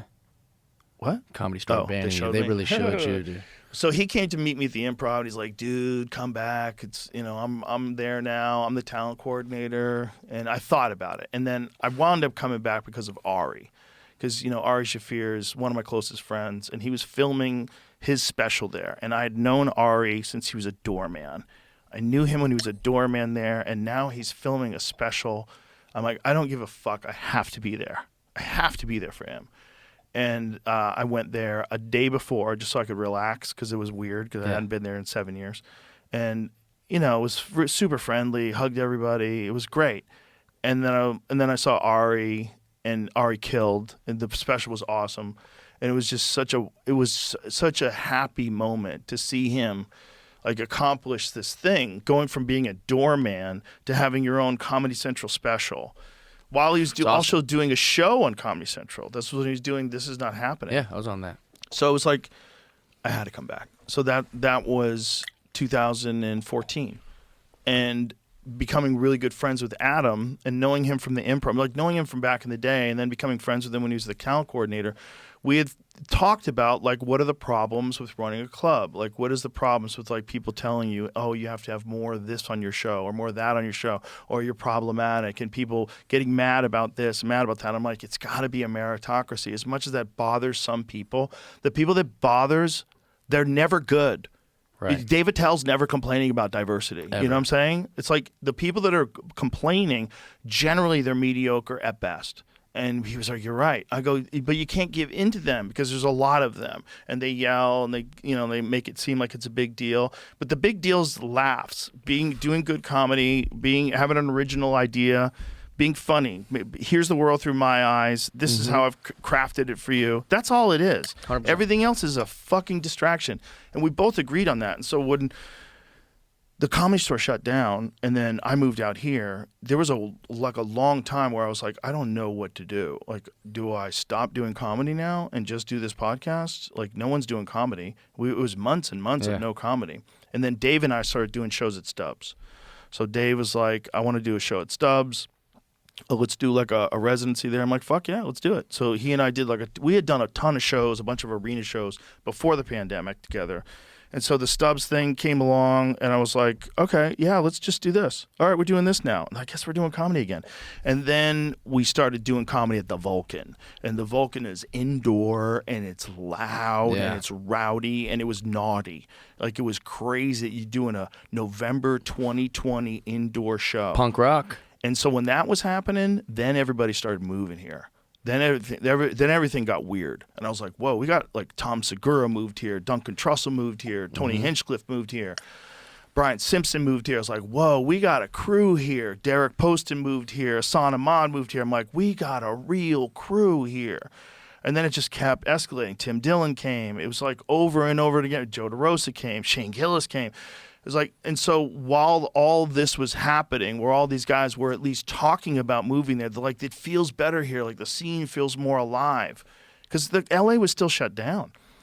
And so then Ron White basically like grabbed me by the shoulders one night after he hadn't done stand up in like 6 months, and he grabs me and goes, whatever the fuck we have to do, we're gonna keep doing this. You got to open up a club. I'm like, we're gonna open up a club. Let's go. We're gonna open up a club. Let's do it.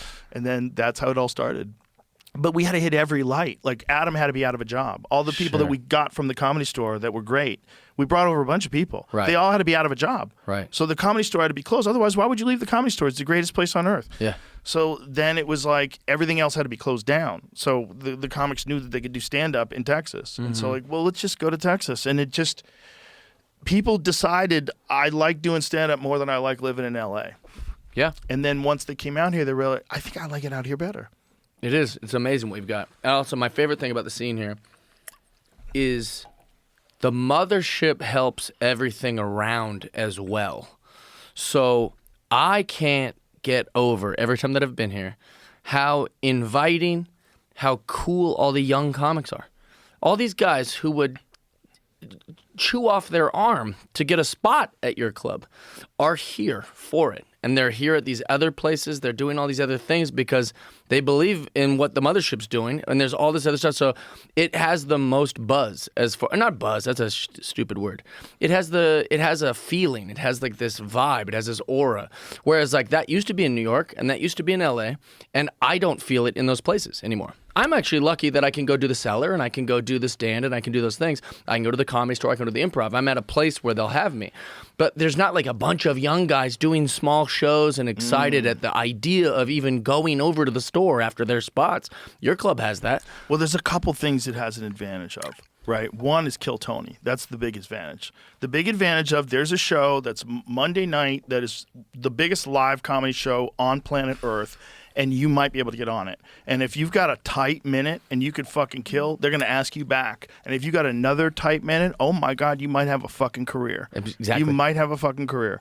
And that's happened time and time again. Like Cam Patterson is on SNL right now. Yes, sir. And that came straight out of Kill Tony. 100%. And, and Cam is super fucking talented, but so is Hans Kim, so is a lot of William Montgomery. There's a lot of people coming out of there that do great, and they have a real career now. Ari Matty has a real career now. It's amazing. Casey Rocket, it's an amazing resource. 100%. So that's the big one, is that there's a real pathway. And then there's also 2 nights of open mic night.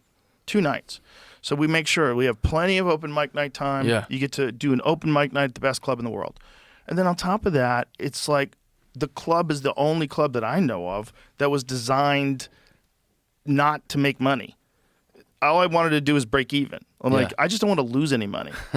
You know, because it's so much money to make a club and build it in the first place. You have to buy a building. You have to hire all these people to fix it and it's a lot of money invested. I'm like, I just don't want to lose a lot of money. Which is why a lot of owners have terrible reputations because they do all these corner cutting or they do like the. They're trying to fuck you over. Yeah, and so but they're also desperate in a way. Like these guys, they'll, you know, I like club owners, but there's a lot of crazy club owners, and they feel that pressure of like, I got to keep this alive. I don't want to keep losing money. I used to tell comics, be nice to club owners because you don't want to be one.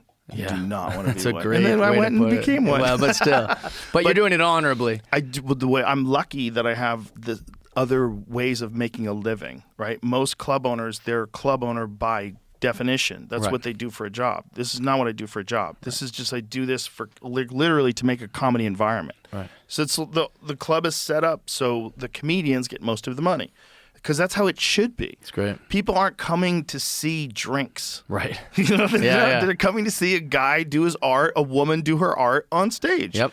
So that person should get most of the money. And that's how it should be. And it should be that way because it's the right way to do it and because it builds the art form. You have more people making money, so they don't have to leave as much. They don't have to go out of town as much. They can stay in town and develop and work on new stuff. And there's all these satellite rooms. There's the Sunset Strip that's right down the street from us. You could walk there in 3 minutes. That's Creek in Red the Band's Cave. club. It's killing. Creek in the Cave is an awesome spot. That's where Gillis filmed his first YouTube special. He Casey filmed Rocket it. too, yeah. It's amazing. It's a great club. That's another club we did a lot during the pandemic. And then you've got all these other clubs. Cap City's a great fucking club. That's just 20 minutes away. There's a bunch of these satellite rooms all around this place that are killing it right now. Yeah. Because comedy is a fun thing to do. People love it. You know, and we can do it in a way where it's not connected to fucking Hollywood. It's not connected to movies. It's not connected to TV. It's an art form in and of itself that had been prostituted out for so long that people thought like the golden goose was be a late night talk show host. That was the golden goose, a job that I wouldn't, there's no fucking way I would, if they doubled my money, I'd be like, I'm not doing that. I can't do it. It's not me. Right. When it's also not really stand up. So many times like people are like, so do you want to like, are you doing this because of like, you want to be a movie star? I was like, no. I'm doing it because I love stand-up comedy. Yeah. I just watched the Starting Five of, it's called Starting Five on Netflix, but they follow NBA players. And the annoying part is like their wives and girlfriends. I think that's the annoying part. Like I want to hear them talk about basketball, like the thing they love, right? That inspires me because I look at the way I pursue comedy, the way they pursue their basketball, you know, like their career. Got it. So anyways, but what I was inspired by was like Kevin Durant, who I thought I hated my whole life, was awesome. He just wants to play basketball. Like that's all it is for him. He's like, yeah, I just want to go out there and hoop. And he keeps going to that thing of like, man, I don't want to have these arguments in barbershops about the greatest ever or any of those things. He makes money, but it's not about the money for him, and it's not about the chicks. Those are all symptoms of what he pursues. And I love that because I'm like, yeah, I just love the joke part. Yeah. I love that I can write a bit and then that night try it and people love it, or they go, what an interesting idea, or that's funny, or that's naughty, or I've never thought of it like that. When you're campaigning on a political trail or whatever, like when you go to like the Trump rally or when I don't know what Kamala Harris called her thing, but those aren't undecided voters.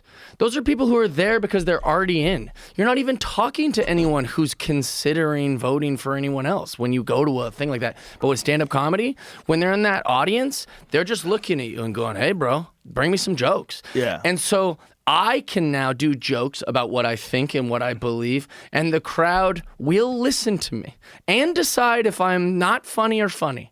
But you're getting into their ear. You're getting into them going, I've never thought of it like that. That guy was making some pretty good jokes up there about a subject that I thought I wouldn't hear. You know, like it's just like I think comedy is such a gift that way. But I was like, I think I'm like Kevin Durant. I like the girls and I like the money and I love all that stuff. But for me, I did a spot here I can't even remember what it was, and they were like, dude, we can't thank you enough for coming. And I was like, what are you talking about? Like, I get up on any fucking stage, and he tried to slide me money. I go, give it to the other guys. Like, I came to do this because I was happy you to have me on. Like, I just couldn't. That's a great attitude. Yeah, it's so much better to just much better to tell have that jokes. attitude. Yeah. I don't need to be famous. That would be a good symptom. That'd be a great symptom of it, but like. It also comes with its own problems. You know, all those other stuff? Yeah, for sure. all those stuff. But that's the best attitude, is just love what you do. Love what you do, and all the success comes because of it. But the moment you start thinking about the success only, and then making decisions based only on getting and attaining more success instead of thinking about the thing, yeah. you know? And that's what they do. They seduce you. They go, want to be in this movie? Want to be? Ronda Those are the Rousey hyenas, thing. like you were saying. The exactly. hyenas, they circle. But I don't want to be an actor, and thank you for the opportunity. And I love that you believe you can make some money off me by putting me in that. But for me, walking my ass into a place that has a stage and a microphone and being able to be naughty and say anything I'd like and make jokes is so exciting to me. If they put $1 billion in my bank account tomorrow, I'll still go do my spot tonight at the Mothership in Fat Man. And if tomorrow they said, Jeff, you make $0 doing this, you might want to find a day job, I'll go, okay, but I'm still doing my spot, right? Like, I'm still going to do it no matter what. Like, yeah, I just love it. Yeah, I would do it forever. It's the most fun art form. Yeah. You know, and the fact that we're fortunate enough to be able to do it and make money doing it is incredible. You should be happy. Yeah. If you're fucking complaining, you're missing out. Oh, dude, I won't say this out. comic's name because, you know, I just don't want any trouble with this guy. But I remember I was at a festival, and I'm more criticizing his attitude on that night. We're in the green room. And they were like so excited to have him because he's a very funny guy and very talented. And they said, they go, so how much time do you want to do? And he was like, how much time am I contracted to do? And they were like, oh, well, you know, you're booked for 45 minutes, but I was just letting you know you're at the end of the show and everyone's here to see you, so just do whatever you want. He goes, then I'm doing the 45 minutes. And I remember thinking, the fuck is wrong with you? Ew. Like... They're happy you're here. Everyone is excited. Yeah, just if you tell me that, bro, I'm on stage for 2 hours. 45 minutes of it's good, but I'm gonna stay up there, you know, because I like being up there. Yeah, it's fun. Boo. It's not. You're not pouring concrete, dude.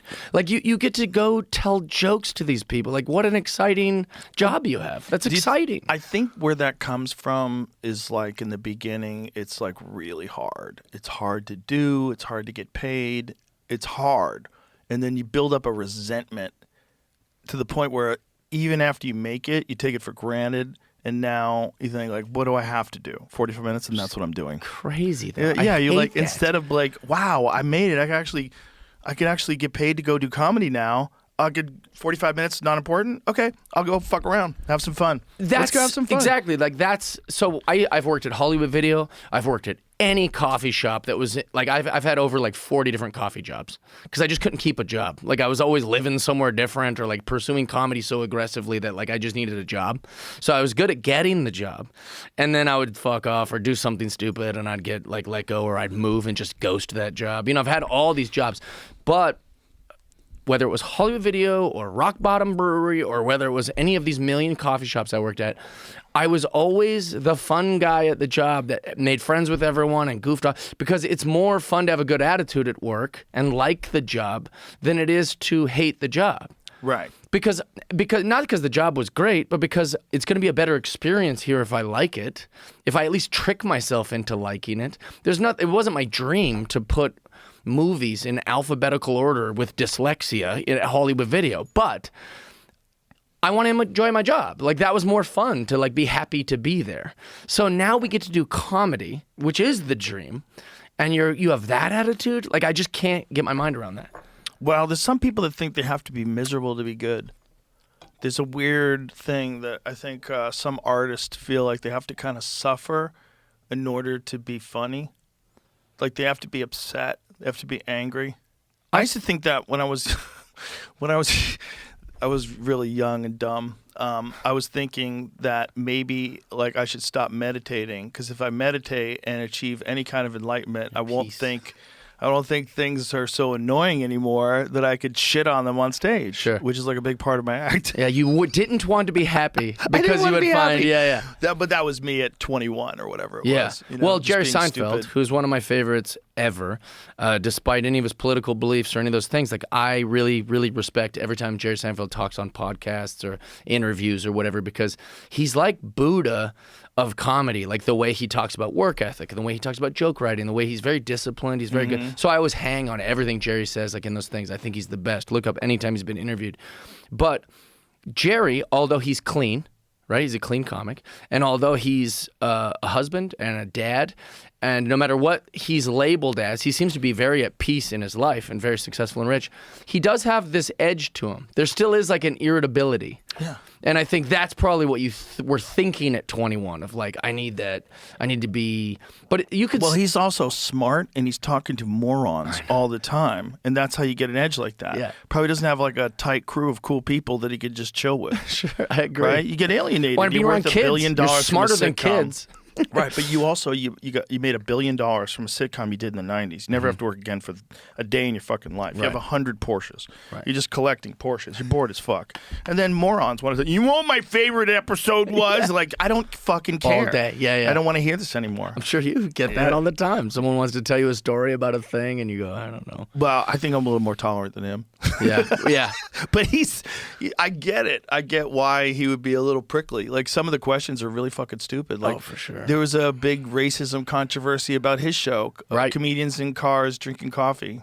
Which is why I'm Whatever. surprised he wasn't. He's not more vocal about that. But he did a great thing. Like, He's like, I don't care. Speak the language of funny. If you're funny, I don't care what you are, which is the right answer. And a lot of people are like, oh, that sounds racist. I was no, like, it's a this great is- answer. This Yeah. is if that's racist, you're expecting something that you're not going to get, which you're expecting people to abandon meritocracy in the most meritocracy-based art form. You have to have a specific response from people. Right. You have to get a laugh. Yeah. And you're creating it all yourself. Like, There's no talking. It's just you. yeah, that's Yeah. it. And so if it's comedians that you think are funny and they happen to be whatever, Yep. it's just who's funny. It has, 100%. everything else is bullshit. This idea of there's not enough women, there's not enough black people, there's not enough. It's insane. Stop. Right. Stop. Yeah. Well, Let him there do was, whatever the there's an fuck he interview that wants. goes, what do you say to the people who criticize that you don't have enough people of color or blah, blah, blah? And then he goes, I don't know. I'm looking at your audience. A lot of whiteys in here. That's what he said. Oh, it's the best because it's like, it's so true. So true. Look at your friend groups. Look at your life. Yeah, fuck off. When you start running it through everyone's genitals and skin color, you have to could call every culture racist. Right. I went to my buddy's family barbecue, who's Polynesian. He's a Pacific Islander guy. Wasn't real diverse family reunion, right? Because that's the Right. beauty of a culture, is that you kind of have, the whole point of having a culture is to have some advantages. I can't just wander into your family's thing and go, how come there's White not any people. Filipinos here? Right. Like, that's not how it works. I always say that, I've said it a couple times on stage, but like, I wonder if like liberals go to like Japan and they're like, this is disgusting. It's all Japanese people here. It's not very diverse. Yeah. I wonder. Do they go to Russia? Well, Oh if my it's- gosh, where's the diversity here? Like, that's not how things work. No, there's a lot of countries Can't that aren't force diverse at all. it. And it's fine as long as they're black. You know what I mean? If Oh, it's yeah. like all black, it's totally fine. But all like Poland's a problem. That's a real problem. Yeah, it's insane to me. Yeah. Well, people are just weird, And look, racism is bad. So because actual racism is bad, people look for racism all sorts of places, and then they start deciding that things are racist, or they could do it with a lot of stuff. Like, we were talking about this the other day. This idea, silence is violence. Like, shut the fuck up. That's crazy, Like, yeah. nobody ever punched you then. Yeah. Like, I'll show you some violence. Then you'll go, hey, bitch. can we go back to the silence? Come to the UFC with me. I'll show you what this is. See, that's what violence is. See, Yeah, this it's is way and worse. this is a sport of it. These are nice people. Like, that's actual violence, not fucking words. Sticks It's and- definitely not silence. Sticks and stones may break my bones, but names will never hurt me. And then they start using sticks and stones. You go, let's go back to names. I'm happy with names. There was less blood when you were calling me names.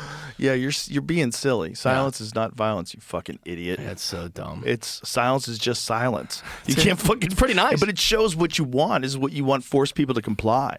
You want to force people to say what you want them to say. Right. Put that black square on your a leverage of Instagram. power. That's all it is. Exactly. Yeah, and it's a bunch of losers. It's usually a bunch of losers at the wheel of that bus. Yeah. And they're going right off the cliff, and they want to bring you with them. Like, what are you doing? Not a fun place. Not fun. Yeah, don't not like it. Fun. That's not the world we live in. Yeah. Or it's not the universe that comics like to live in at all. That's the other thing about all these people pushing all these different things to call everybody an ist or whatever the fuck you are, and you have a phobia, whatever it is.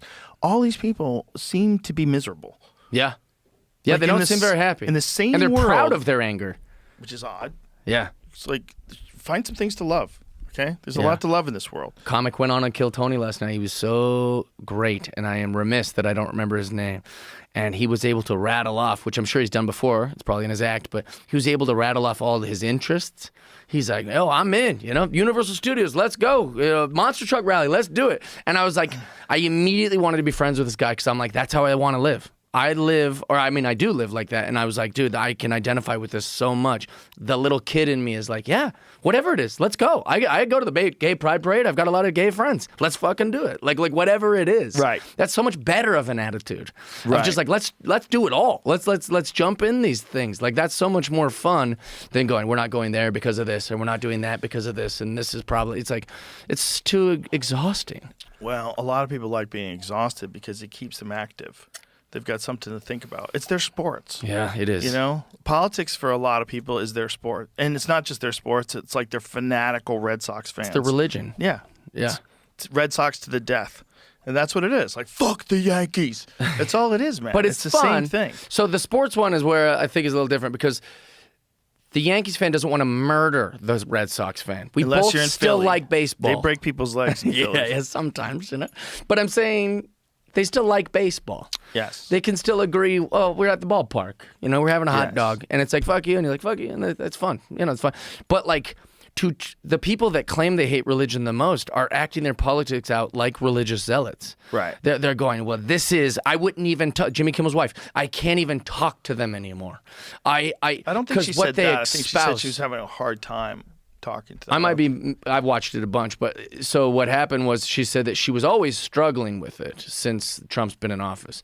But now she doesn't even want to be with these people because it's personal to her that now she's made the decision to not and it's like that's where it's a problem. Struggling with it's fine. At family reunions, you want to have a talk with your aunt who voted for Trump or something. I think that's healthy. Let's talk about it. Because if you're doing any of these things and you can't defend it, you're probably pretty stupid. But when you start going, I won't even be associated with that person because of whatever it is. That's a problem. Well, it doesn't seem smart. Yeah. It doesn't seem healthy. If you don't have any room for disagreement. But it's also like the thing between Kimmel and Trump is so dumb. It's very dumb. It's so dumb. I can't believe, and then he went after he went after Jimmy Fallon and Seth Meyers as well, right? Called them losers yes, too. Yes. That's crazy. I know. That's so dumb. I don't understand. I guess no one is around to tell him that. He must be in a bubble. He's 100% in a bubble, but that's also the way he's behaved his whole life. That's Right. how he would attack you if he was on The Apprentice. I was supposed to do The Celebrity Apprentice. I was supposed to do it too, but way after it was good. I was supposed to do it with Arnold Schwarzenegger. I was supposed to do it with him. With Trump. Yes. Okay. It was when Fear Factor was returning to NBC. They asked me to do Celebrity Apprentice, and I thought about it. But my kids were really young at the time. I didn't want to live in New York. And I was like, how long does it take? It takes forever. And then also like, that guy's going to be mean to me. And I'm going to be like, fuck I know, you. it's not fun. I'm like, that's not going to be fun. Like, I'm not good with that. I'll get real. I wonder what your political opinion would be of Trump if you had done Celebrity Apprentice. Interesting. I think he always had an understanding of how the whole political process worked. There's an interesting interview of him way back in the day. I think he was talking to Barbara Walters, maybe. It was a really old interview where he was talking about maybe one day running for president. And this was back when he was a Democrat. Yeah. He was a Democrat for a he's from Queens. He's a long New York guy. Yeah. portion of his life. And I think Elon said it best. He's a product of his time. You know, and that's the thing. This is an almost 80-year-old man who's a real estate guy who likes to see his name in big gold letters. Loves America. Because that's what he always liked. He's like, I like my name, big gold letters. Yeah. Like everything's big and gold. That's what he genuinely likes. Which if people knew that about him, they would give him a little more grace when he says crazy things. Because like if you read his book, like there was a part where he's like, okay, do you think he really wrote the book? No, but I don't think anyone does. Dennis Some Rodman people didn't do. write his book. You know, he just had a guy follow him. Some people write their own book for sure. Yeah, but not the majority. Yeah. Or actually, that's not true. The majority of people write their own books. The majority of celebrities have someone follow them and talk to them in coffee shops. And they have type ghostwriters. it up. Yeah. But he was like talking about. He's like, this building's the biggest in New York. It's the best. And they were like, it's not even the biggest building in this. And he goes, you know what I mean? Like it's kind of like. Yeah. And if you know that, then you kind of like give him a little more grace when he's just saying. It's just kind of how he is. He's Right. I'm the best. You know, it doesn't mean he's really the best. It means he's got an attitude of the best. You saw the BBC thing, right? What thing? You didn't see this thing where BBC got in trouble for editing his speech? We talked about it yesterday. I'll just tell you real briefly. So they took a segment of him saying something and then spliced in a segment of him saying something else from 53 minutes later. Right, the storming the Capitol. Yes. Right, from the January 6th. Crazy. Yeah, which is not journalism. Not journalism, but like full-on lying and propaganda, and it's kind of fucking dangerous. And those are the things people watch. That's what I was saying, that shortened bullshit. Yes, but these people lost their jobs because of it. It's a big deal. Yeah, and not only that, but like they're getting hounded by reporters. They're asking them, and the answers that they have for why they did what they did is like crazy. It seems like these people, this is just my opinion, it seems like these people felt justified for completely lying because it would lead to an ultimate good. So they lost all journalistic integrity. And it is the BBC, which is like the height of journalistic integrity. If that doesn't show the rot of mainstream corporate-controlled media, then nothing does. Right. Because that's pure rot. If at the top of the heap, you got like, in my mind, if like somebody said something to me and they quoted a source and it was the BBC, I was like, okay, that's like Washington Post. That's like New York Times. It's a very official source. So I'm thinking this must be real. And they turned it into activism and they turned it into lying. And they did it in front of everybody where you could clearly just listen to the whole thing and know he didn't say that. But that's no not how he said it at all. Yeah. It's like, well, and I think, I'm sorry that I keep harping on this, but like that's what AOC or kind of the left I see most guilty of doing is in their brain they go, I know that this is a little like whatever, but it's for our greater good. Right. So they're doing that with their own thing. Listen, I'm smart enough to know that Charlie Kirk was trying to make a point about blank. But if I twist this a little, it's for the greater good of what I'm trying to do here. And so they justify it to themselves. They say, oh, well, now I know that I might have been a little politician-y here. Right. But it's for a greater good. For a greater good. And it's vague. And it's like, listen, he hates black people. That's why Obama disappointed me so much during the Kamala Harris campaign because he did that thing where he said, that white nationalists are very fine people. Yeah. He said we have very fine people on both sides. And when you hear the actual quote and the difference between what they're saying he said and what he said was the exact opposite. Right. He said, and I'm not talking about neo-Nazis and white nationalists. He's like, I forget the exact wordage he used. They should be condemned, whatever he said, but along those lines. He specifically said, not those people. I'm talking about people that just didn't want these statues torn down. Yes. That there's very fine people on both sides. Some people just like go, Robert E. Lee's a really bad guy, but it's like this is a part of history. It is. Yeah. This is just reality. Yeah. But using that during Kamala Harris's campaign, I was like, that's great. You know what he said. Yeah. You must know. They cut it up. But why would you sacrifice what's so valuable is like your stature and your integrity? Why would you sacrifice that for someone who just probably wasn't going to win anyway? Right. I mean, I don't know if it's money or if it's some sort of oath or if it's intentional, whatever, but like that stuff's so dangerous. I really like that shortening of like what someone said, taking it out of context. I think there's also the consequences of people going to trial for that Russiagate stuff, because I think that Russiagate collusion hoax that they perpetrated on mainstream media for years, and a lot of people are really uncomfortable with even saying it was a hoax. No, it was a hoax, ladies and gentlemen. It was a hoax, and a lot of people coordinated that hoax, and there was a lot of people involved, and I think they're super sketched out about Trump being president again and possibly digging into that stuff, and he's doing that now. Yeah.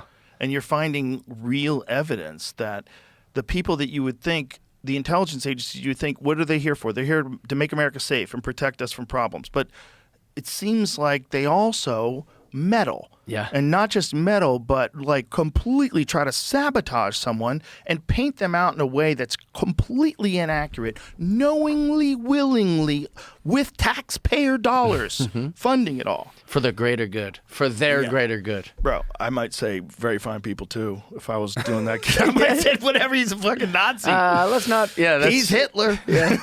I would say whatever the fuck, keep him out of office. I think that's what happened with the. In a way, that's kind of what happened with like the Epstein list thing. I think like the reason you're never going to see that is because there's just too many powerful people that are in that are on both sides. It would kind of be not a collapse, but like a social kind of like collapse of like not just that, but both sides. I mean, I don't think there's like that. You're not going to find all liberals went to this island. You're not going to find all conservatives went to this island. You're going to see a list of some of very powerful creeps on everything. So it's like both this like stalemate of the right and the left going, maybe we just won't do this. But it's not just that. It's this ball of yarn of what did they do with the information? What did they do? If they did compromise you and they did fly you out to an island, you did have sex with underage girls, what did you do then when you were confronted by the fact that they know this? Right. What did you do? Like what decisions were made? What foreign policy decisions were made? What financial decisions were made? Yeah. What money got donated? How much money transferred back and forth to different accounts because of things that happened there? Yeah. How many huge international decisions were made by people in powerful positions because someone has a video of them doing something very compromising on an island? That's why I'm glad that I mean, I might not be very rich or anything, but like if something... You know, if they try to figure out something on me, this would be their research. They'd be like, all right, we found Jeff Dye. He likes Sprite, you know. He also watches like they'd have nothing. They would just be searching. But you're not a guy who's trying to run the world. Yeah. The thing is, everybody who wants to run the world, everybody who wants to be the president, they're all fucking They've crazy. all done weird shit. They're fucking crazy. And then they get into a position where they have like ultimate power and they're putting fucking masks on and fucking each other. And I mean, that's skull and bones It's stuff. crazy stuff to me. Yeah, well, there's always been these weird secret societies of people that get really wealthy and they do kooky things and they wife swap and It's very strange. Bro, people lose their fucking minds with any kind of power. And you got the kind of power where you're literally like running the government. You're literally running the whole still government. wouldn't want to do bad stuff. Like it's crazy. Like it's like I guess my brain's too You don't simple. want to run the government. I know, but if I think to myself, I'm like, it's crazy that there's this much shit on all these powerful people. Like it's crazy. It's not crazy though, because you think like, what is their pursuit? It's this like very bizarre pursuit because either they really are for the people and they really want to make the world a better place. Well, then you're not going to get anything on them because then they're Bernie Sanders. Right. You got nothing. Yeah, they just. You got nothing. He might not be effective, but you don't have anything on him. That's it. He's not going to compromise. He doesn't have to. You got nothing on him. Or you got someone who wants to be a leader for some strange reason, and they're really not that extraordinary, but they're in a really shallow pool of talent. Right. Because that's the real truth about running for president or running for governor or running for mayor. Is it's a fucking shallow pool of talent. Because most people that have any kind of fucking talent talking don't want that job. Right. Why would I want that job? Why would I want people terrible. to fucking shoot at me? Yeah. Why would I want half the country to fucking hate me no matter what I do? Right. Why would I want to get in and find out that this intertwined web of fucking money and power and influence is no way to fix it? Yeah. And I'm just going to sit here for 4 years being a bad guy in a stupid White House. Like, fuck that. Because you took a photo with someone. Yeah. So the people that want that are all out of their fucking minds. And and they're all kooks. They're all Gavin Newsoms. They're all Kamala Harris's and Donald Trump's, and they're all kooky people. You know, and some of these kooky people will do a better job than other kooky people, but only kooky people want the job. And until that changes, and until not just kooky people want the job, non-kooky people want the job of being president, but non-kooky people involved in Congress and the Senate and everything. Regular, rational people that can have real conversations and not try to diminish whoever you're talking to in the most reductionist way possible, make them out to be a moron because they're on the other side. The actual solving of problems without you doing it at the behest of these massive corporations that have been donating to you. Right. So you have to bullshit your way and gaslight people, and you can't be honest about your real opinions. Yeah. That's the real fucking problem with that whole system. It is absolutely contaminated by both money and the promise of money in the future if you play ball. That's where it gets real weird. Yeah, they leave government jobs and start working for pharmaceutical drug companies that they were regulating just 16 months ago. Yeah. It's like crazy. X. It's like X or like Twitter. You know, Yeah. it's like nobody's on there to go, oh, I'm gonna like try and find some people's ideas. It's all like debate culture. Like you could put the most simple thing, and you have 700 people who just want to go. What? Like the goal is to debate and argue and get into like win and dunk on your opponent and make someone say. There's not like nobody, like you said in the beginning, is like nobody's trying to just go. I think I really want to make it fair. Like no one's saying that. No. What's even more fun is Blue Sky. You ever go to Blue Sky? Mm-mm. If you make an account, even in your name, you say Jeff Dye, I bet you'll be banned. I will bet you'll be banned within 20 minutes. Yes. Yeah, you're problematic. You're a toxic white male. You're Blue heterosexual. Sky? You're a cisgendered male. That's which is what? yeah. We already had I don't know male. what it means. We don't Yeah. need to add that. I'm not doing it. I thought I got to choose my pronouns. Why do they get to put cis on me? Cis on me.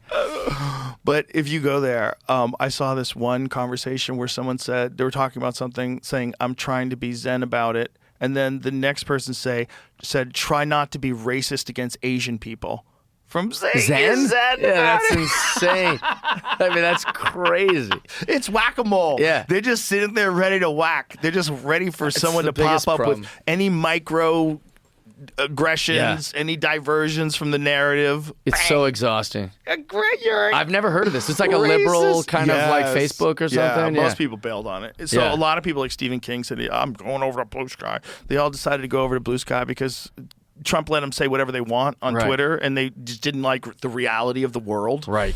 And so they're like, this is bullshit, I'm leaving. And they all come back. They all come back to Twitter because X is more fun. Exactly. It's nuts, but it's way more fun than everybody just calling you racist for everything I do you think do. that's the current problem with the world. I know that's very vague, but like people just want to win the talk. Nobody wants to have the talk. Right. So it's more about like, well, here's what you haven't thought about this. Like it's like why are you talking at anyone like that? Right. Like hear them out, and then they also have the give them the luxury of being wrong. It's okay to be wrong.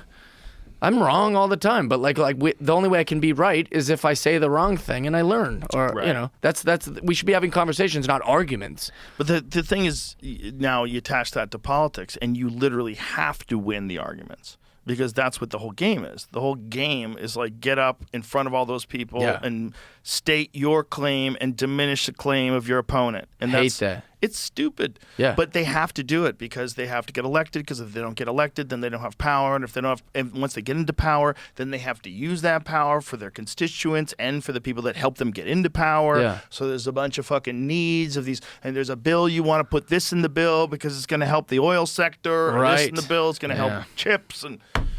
Whoo! Yeah. And so, of course, you're going to put a mask on and go fuck a guy. You're crazy. You're only doing way- yeah, a yeah. crazy job. You're doing ecstasy. You're hanging out with all these people that are running the world. Of course, you're Yeah. sucking dick with a VHS camera somewhere. That's why I'm walking around Molly. town with a leather mask, being Yeah. walked by my boyfriend. They can't take it anymore. They're living an insane life where they're producing no value. So there's nothing they're doing unless they're real. Like that's what I think about Bernie Sanders. Love him or hate him. That's a real guy, and he has real beliefs, and he's been steadfast about these real beliefs from the beginning of his career. There's a photo of him that we showed on the podcast of him getting arrested at a civil rights protest in the 1960s, I think it was. He's always been that guy. That's who he is. Which is great. Yeah. That's what we need. If you're not that, then what are you doing? You're trying to just get ahead. You're trying to win. You're trying to gaslight the best. You're trying to make your way through this weird game where you could be a senator or you could be a governor, and then maybe you could be the president. You have the eyes on the throne. First thing I'm going to do is take that tacky fucking gold leaf off the wall. Trump put gold leaf everywhere. He likes gold. Yeah. What's wrong with gold? Yeah, it looks cares better. about his home decor. It's the White House. He made there was people complaining he made the White House look tacky. It looks beautiful. Yeah. Well, also, who does. cares? You don't live there. I don't give a shit. Well, they just don't want him doing that. They don't want him like. Didn't he do it with his own tarting money up. and stuff? I mean, they've always done that. Oh, yeah. I think Yeah. Taft put he invented the hot tub on accident because he was like, that tub won't fit me. I'm too fat. Oh, really? Yeah. And then forever, like, people will go, oh, yeah, didn't Taft, even that big fat guy got stuck in a tub? And it's not true. He was just a big guy, made a funny joke. And for now, like, now all these young people are like, oh, yeah, Taft, the big fat guy that got stuck in a tub. It's not true. He accidentally He just made a modification to the White House, and it basically invented a hot tub. Well, people are also upset that he's making a ballroom. You see, he's making this giant ballroom. It's all right. It doesn't bother And me. he found out you're allowed to. Yeah. And then cares? he goes, he goes, what's the deal with permits? They're like, you don't have to get any permits. You're the president. You can just build it. He's like, amazing. as a real estate guy, he's like, that's fucking great. Right, for a guy like that, it's like you just gave him the coolest fucking present ever. He can make a beautiful, beautiful ballroom, and people are so mad. And they were saying that it was a waste of taxpayer money, but it turns out it's not. It's not all yeah. donations. I think you could look this up, but I think Obama spent like $350 million of taxpayer money making modifications to the White House. I think that's true too. And like, did you? No one cared. And I don't care about that either. I'm not using that as a what about. I'm saying I also don't care that Obama did it. I don't give a shit. Can I get a receipt? Right. $350 million? What did you do? Like, what costs $350 million to a house that's already standing? Could you imagine it if you're a construction guy, it gave you a bill like that? Like, I just want to fix it up nice and let's do all this and then send me a bill. And you get a bill, it's $350 million. You're like, hey. Wait, I need to talk to the foreman here. Here's the thing about the White House. It's not that big. Right. It's not that big, dude. There's some pretty beautiful houses for 1.5. That's a whole house. A whole house. Yeah. $350 million is so much money. Did you make another house underneath the house? What secretly? happened? Yeah, how did that Is there happen? a tunnel to a giant arena that's under the ground? Maybe Like, the what did guy you gets do? $500,000 an hour to do the construction or something, because I don't Because understand he's how. doing it at the White House. Yeah. He needs to get paid more. It's like weddings. You know, they're like, I'd like to buy a cake. And they go, sure, $40. And he goes, for my wedding, $5,000. They just changed the price. You know what? I needed a bunch of flowers. You gave me a great rate. But then the second it's for a wedding, those flowers are now like this crazy Maybe that's price. what it is. White House prices. Yeah. Because they know it's taxpayer money. But $350 million seems like real excessive. I'd like to know what they did. Didn't was it Nixon or somebody Did they made make like a a spaceship? bowling alley in there? or- Nice. Yeah. But That's a cool thing what to be able to put in presidents there. do. Is Yeah. that what they do? Like, you're allowed to you're going to be there for 4 years. Put a bowling alley in. Yeah, I think Fuck you it. get to. I don't know if that's true, but somebody put a bowling alley in over a pool or something. I read, but also I didn't care. I just go, sure. If I was president, I'd probably make some adjustments. You see, he took Biden's photo down and put a picture of the auto pen up. Oh, I did see that. Yeah. I didn't know if it was real. I have a real struggle with like what I see as real or not. It might not be real. Let's find out if it is real. I think it is real, though. I think that's what I heard. Obama's era project covered renovations. Trump knocked down a whole wing. 376 million. Okay. $376 million cost to improve the East and West Wing's infrastructure. Peck described the project as largely underground utility work. Doesn't do a whole lot of good to have a building that's sort of an image of the free world standing up there and not functioning well, Peck told CNN when questioned about the cost. Bloomberg News reported in 2010 the Obama renovation was the biggest White House upgrade since President Harry Truman was in office. 48 to 52, Truman oversaw the White House historic gutting, renovation, and expansion in response to significant structural issues that at one point resulted in the leg of his daughter piano God. breaking through the floor. Trump's project will be the first major exterior change of the White House in 83 years, historic preservationists say. You know, I read that and I just said, "Oh my God," because the leg of his daughter, and then it's the leg of his daughter's I know. piano. I read it too. I was like, oh no. Just that's- the piano broke. Yeah, that was very deceptive the way they typed that. Just the piano leg. Yeah. Yeah, I thought piano it was his went daughter's through leg. the floor. Piano went through the floor. One of the piano legs went through the, not the daughter. Like, what the are you daughter's saying? leg's Why you fine. bring her up? You're Get her outta freaking me here. out. She's not in this I story. thought a kid broke her leg. I was panicking, and it's just a fucking stupid piano. But that building's not that big, so I guess that makes more sense. Though they had to do like crazy underground infrastructure shit that probably. I would wonder what's under the White House. Heating, cooling, and fire alarm systems that hadn't been updated since 1902 or 1934. Holy Still, I'd shit. like to see a receipt. Also, I'm feeling ripped off. If I that's used my to house. always say I don't think that any president ever is at the White House, or they go to the White House, but they don't live there. Like, Yeah, they do. you think that they live there? They do. They have a residency. Well, I think there's like a tunnel to a different place There's another building, Yeah. but they live in that building. Because why would you want to put the most powerful person in America in the most famous address Why in are you America? giving people ideas? Well, it's the Secret Service. You know, we keep them secret. Don't give him ideas. It is weird because you know where he sleeps all the time. Right, that's crazy. Yeah. You have more security and anonymity than knowing where someone powerful is. Like, that's crazy. No matter how much security you have, the secret is the best part of it. That's why Secret Service is good. You want a secret address. You want a secret home. You want to move him around. Yeah. Don't have him in the same spot every night. I think the White House is called the most famous address in America. Like, they say it's the most famous address. Yeah. It is the most famous. So why would you put someone so powerful in the most famous? Like, I just think that, like, even when I was like in high school, I was like, I bet that I'd like to think that we're not keeping the president in a place that everyone knows about. Yeah, but they do. Hopefully, no one's listening to this, and you gave him an idea. I hope not either. Violence is bad. That's the point. Do you remember back in the Obama administration when that crazy person broke into the White House? Yeah, got pretty far. All Didn't the you have way a bit through? about it? Yeah, I had a bit about it. Yeah, he had a bit 'Cause about it. there was a lady guarding the door without a gun. Yeah, like, what are we doing? I think that is crazy. That's so crazy. Your bit might have given someone some ideas. Like, I could get pretty far. Bro, that guy got all the way in. If it wasn't for a off-duty Secret Service guy who saw that guy running through the fucking White House and he tackled him, he just happened to be there. He wasn't even on duty. What did they think? Just like, well, no one's gonna break it. Yeah, like, well, who would do that? Fine. Like, that's crazy. We're fine. Yeah, it's so crazy. The people that have never been around crazy people, they don't know why lobotomies were done in the first place. 'Cause That's true. Back then, people were like, enough of Mike. Right. We gotta slow Mike down. Or that you see like you work at like a homeless place and you go, oh, I kind of get it. Right. Yeah, you go, yeah, you could kind of go, oh, these people, I don't know. You know, Yeah, some of them. they've done so much stuff and drugs and they've traumas and all this, and you just kind of go, I could see how in the olden times they would go, these people are broken. Let's, Especially if they're not medicated. Yeah. Like there's out and out, like hardcore mental illness involved in most of the homelessness. You know, a large percentage of it, at least. yeah, which is a controversial statement, but Yeah. it's 100% true. Well, the mental illness leads to drug addiction, self-medicating. You know, it's a lot of trauma, a lot of factors. But the answer to that isn't just let them camp. Right. Let them be in front of your house whacking off, shouting bomb threats. Yeah. Like, that's not... ignoring it isn't the Maybe. solution. Yeah, not talking about it is not the solution. Yeah. Yeah, I don't think lobotomy is the way to go, but I don't know. I just meant like in the 30s, they would see that and go, let's put this guy in a room. Well, in the 30s, I bet people there was a bunch of people that were in shanty towns in New York City back during the Depression. Oh, yeah. The Depression was so bad that New York City had like these little handmade houses like that people had built. You ever see any of that stuff? See if you can find shanty towns from New York City from the Great Depression.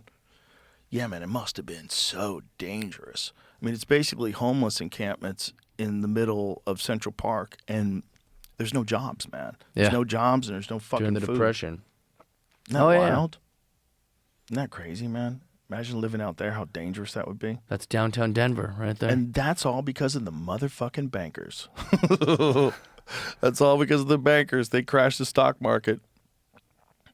That's crazy. I was just hearing something really crazy, where someone was making a connection between Rockefeller and alcohol being during Prohibition.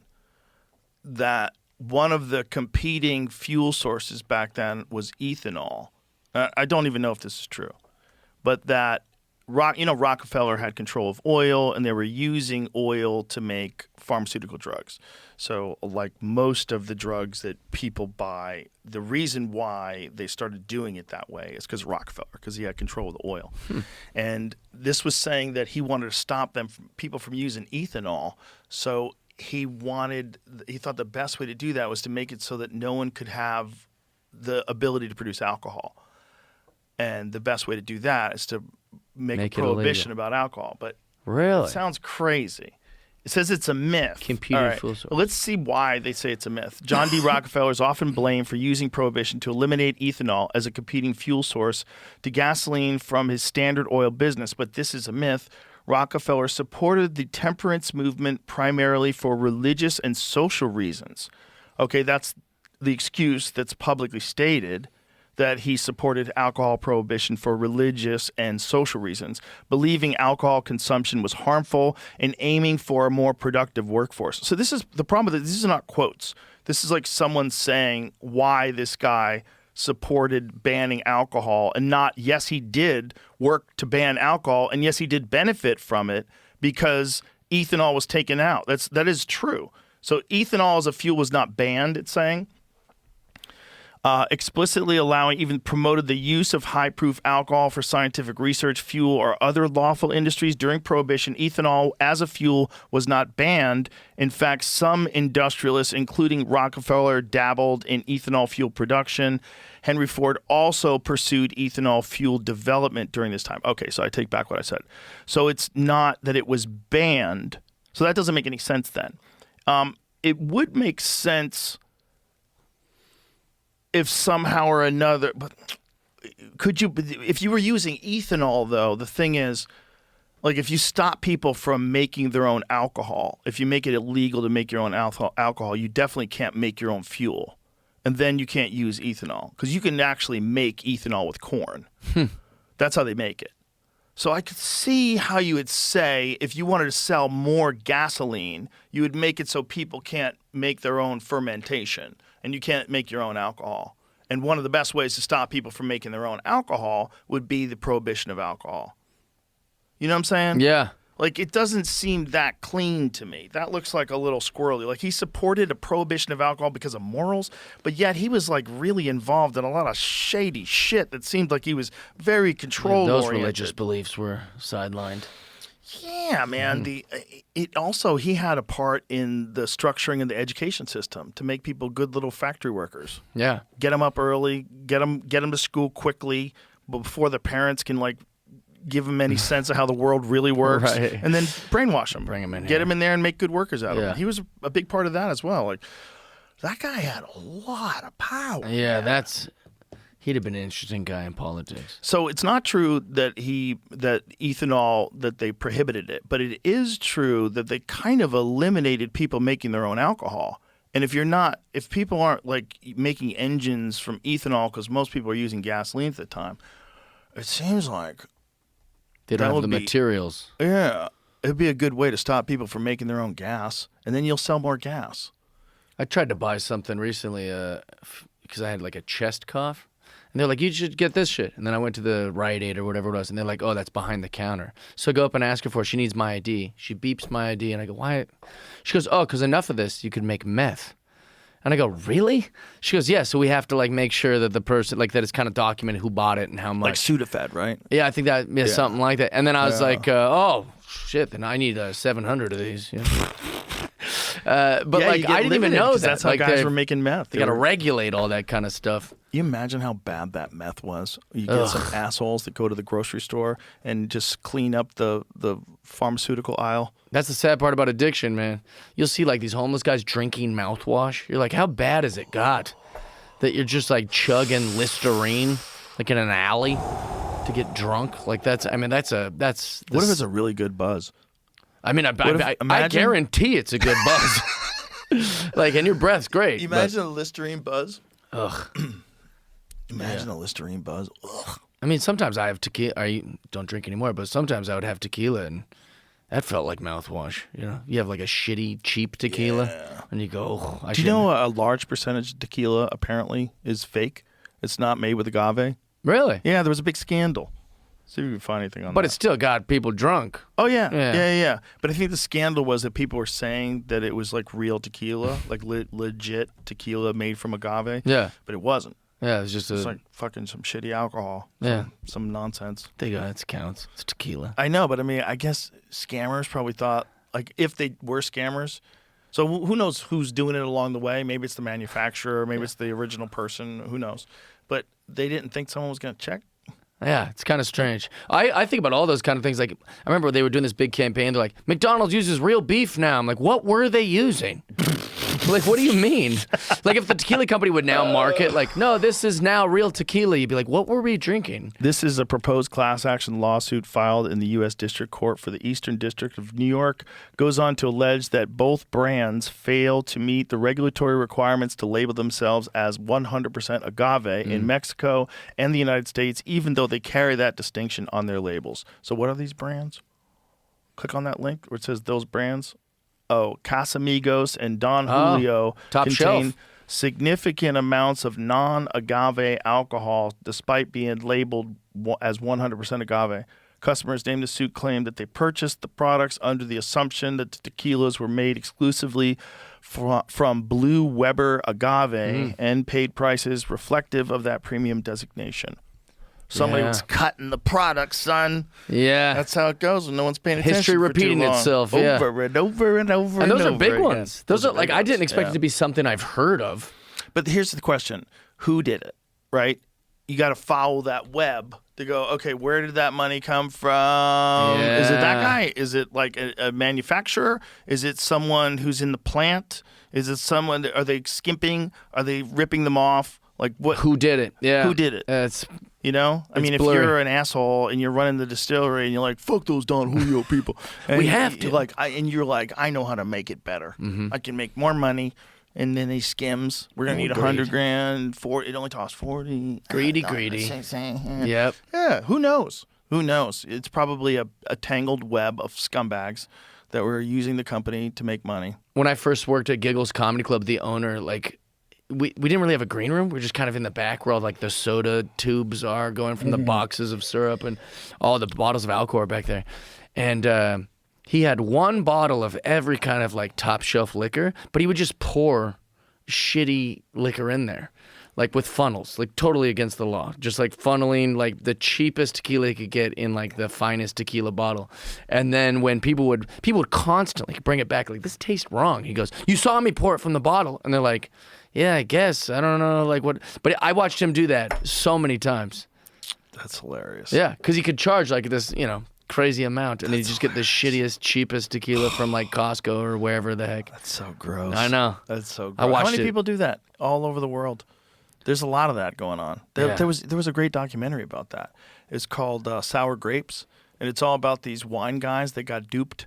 They were buying this wine that was like Thomas Jefferson's wine. It was like some dude was making it. Some dude in Century City was like making the labels putting old, over the bottles, putting like, dirt mold on them on and it. shit. Yeah, he was totally doing that. that's And he funny. was mixing a bunch of cheap wine to try to come up with People this are flavor. so weird.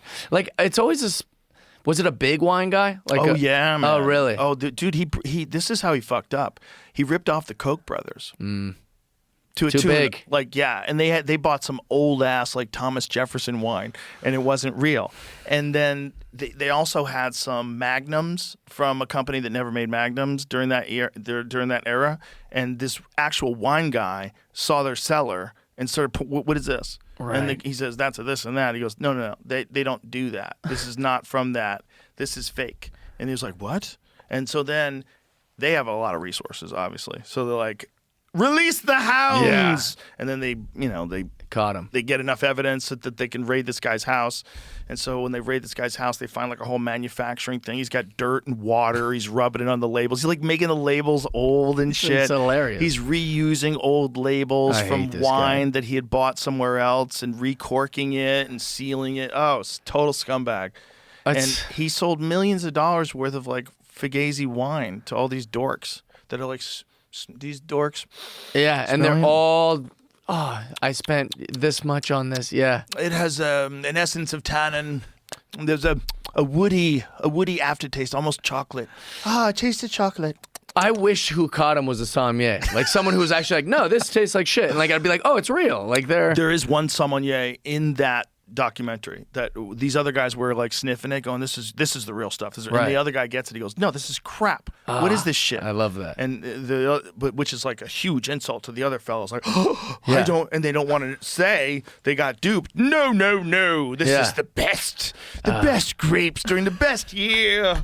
I have it. I have the grape Can't juice. you taste the hint of Costco? Or it's got you don't taste the box on this wine? You don't taste Trader Joe's. That's hilarious. What a weird thing. It's a weird thing, man, but it's a fascinating documentary because it shows you what that thing really is. It's like this weird club that they all belong to where they get real nerdy about a flavor that's not that good. Right. It's not that But you want the good. finest, so you Even believe. the best wine is not as nearly as good as Kool-Aid.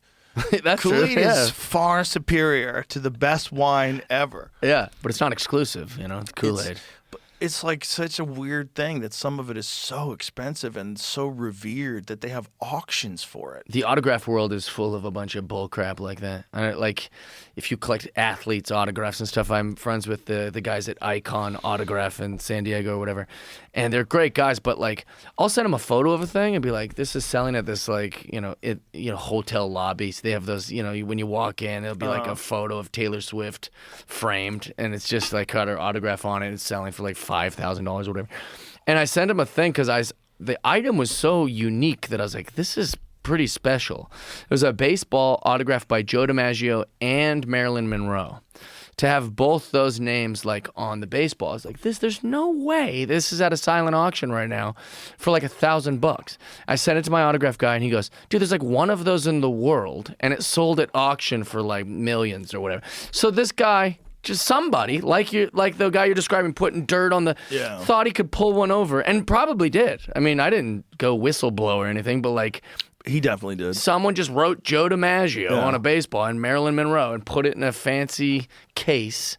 And, some schmuck has that right now in his living room telling everybody about this ball he This bought. guy committed suicide a week after this story went viral over the summer. Oh my God. He admitted to counterfeiting over $350 million in gear after police raid warehouses. And then he killed himself. The dealer says the scheme grew to be an addiction. Wow. What did he, All sorts of fake autographs. oh yeah. Oh my Certified God. stuff. Biggest Oh names my in sports. God. All sorts of bullshit. So, of course, there's a lot of that. Oh, dude, tons of it. Yeah. People repacking things. Of course. You're always going to have that. It's wild.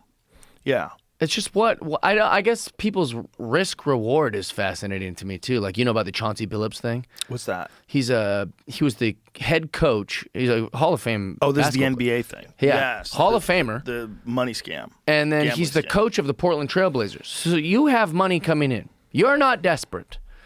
And then you're going to risk your entire reputation. You're going to risk your entire, bank account by doing gambling and doing all this like dumb shit. I'm like, why would, like, at that point you think no more risks. Like you're pretty good. Why do corruption? Why have like all this like gambling nonsense? It makes no sense to me. I get it Yeah. if my friend does it, who's broke, and is like, dude, I had to like pull some bullshit, his times are tough. This guy's the head coach for the Portland Trailblazers. What are you doing? I think people get addicted to just pulling things off. That's what that one was saying, is that this guy said he was like, but Yeah. that's why. Yeah. Well, people are nuts, man. Like the gambling addiction's a weird one, man. Mm-hmm. And I think some of those guys, maybe they get a bunch of losses and then they want to get it back by rigging a game. You know Yeah. what I mean? But They want to make it like so they definitely are going to win and they feel funny that it's like fun to get over. Yeah. Like you rigged a game. tricked him. Yeah. Yeah, there's 2 baseball players for the Cleveland Indians right now. They're bringing up video where he yeah. accidentally struck people out and he's pissed. Yeah. He got a strikeout. He's like, fuck! These 2 players, they'll never You're play. supposed to throw balls. For $5,000 a pitch, which is kind of chump change to guys who make $30 million a year. Like that's not like that's good money for me, but that's not good money for these guys. And they're like supposed to throw a ball at a certain time or walk a player. Like they were doing these different things, and they caught him. These guys.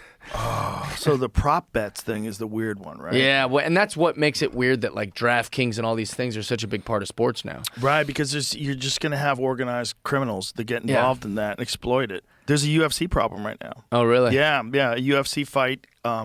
So this was a story. A lot of the UFC has an organization. I don't know what organization they use. Maybe you could find out, Jamie. That monitors unusual betting activity Right. on any fight.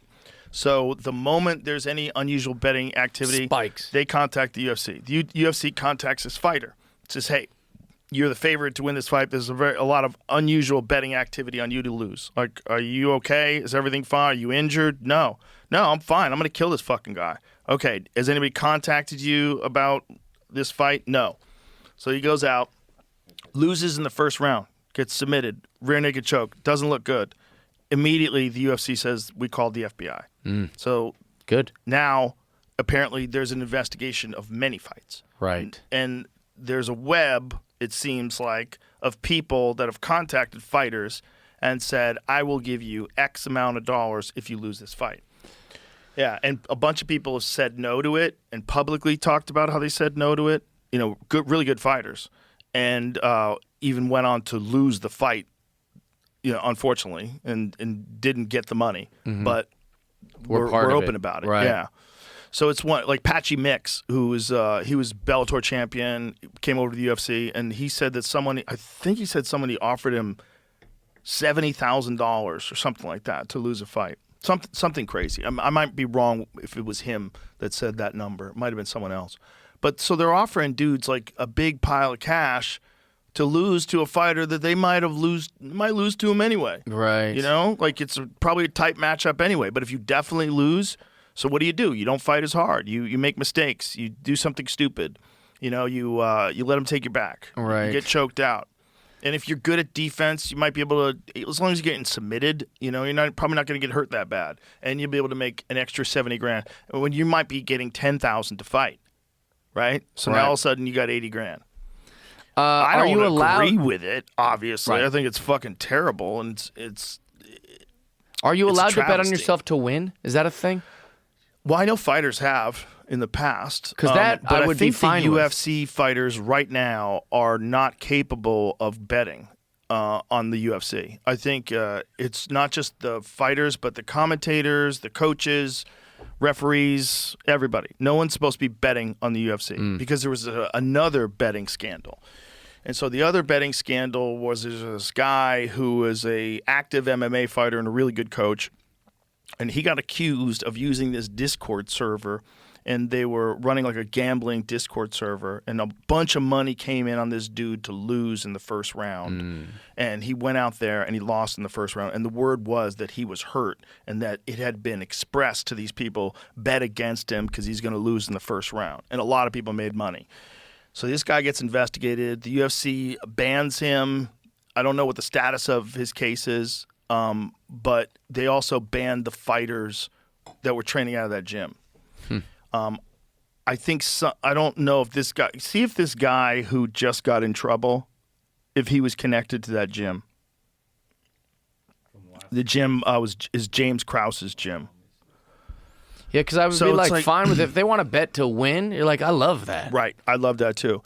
The thing is, Easy to trace. when you were talking about like prop bets and stuff like that, lose in the first round, you could just definitely lose in the first round, and everybody makes $100,000. You know what I mean? Like some people are going to take that, Right. especially if a guy is like pretty good, but realistically, he's not going to be a world champion. Yeah. Maybe you're 32, maybe you've got a lot of fucking. Maybe you're Mike Tyson fighting Jake Paul. You might have alimony you have to pay off. Might have child support you have to pay off. Yeah. You're in debt, and that's why you're fighting in the first place. And someone comes along, and you're out of the hole now. You're going to get $100,000 to throw, and they're just going to bet a ton of loot on you. Right. And they're going to hope nobody notices. But I guess now people are noticing it. And you can kind of see if someone's not fighting back. And that was the thing about this fight. I got to see it, obviously, when I knew the controversy. I didn't see it live. So I didn't have fresh eyes. I didn't see it live and go, God, why is that guy fighting off the choke so badly? There's a bunch of NBA guys. Some Instagram accounts really good. He found. Excuse me. No, just dry mouth, dry throat. Have a sip of water. I got nothing. While you sip the water, yes, he was We have previously coffee. You want coached coffee? by Have some James water. Krause. You want water in the coffee cup? Say that again, James. He was previously coached by James Krause. Okay. So this guy who allegedly threw this fight was also coached by this guy who was involved in the betting scandal. So That's why computers are good. It's a like those tangled kind of little web. things where you can find that, like, oh, this is like computers help in that way for sure. that's a tangled web. If you're involved with people that are making money gambling and not on the square. So the thing is, if you're just gambling on the square, if you just watch a fight like Pereira versus Ankalaev 2 and you say, I like Pereira to get that title back, I'm gonna put my money where my mouth is. I'm putting too large on Poatan. Let's go. Yeah. That's totally fine. And fun. Yeah, but when it gets to you have a prelim fighter and he's only making 10 grand and someone offers him, you're going to get choked in the first round. And it's like, okay, I got it. And the opponent probably doesn't even know. Right. So this guy has to figure out a way to give this guy his back. Right.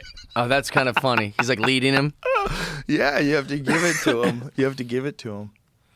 There's been fights like that. There's been fixed fights for sure. Has to be. For sure. Has to be. Especially in boxing.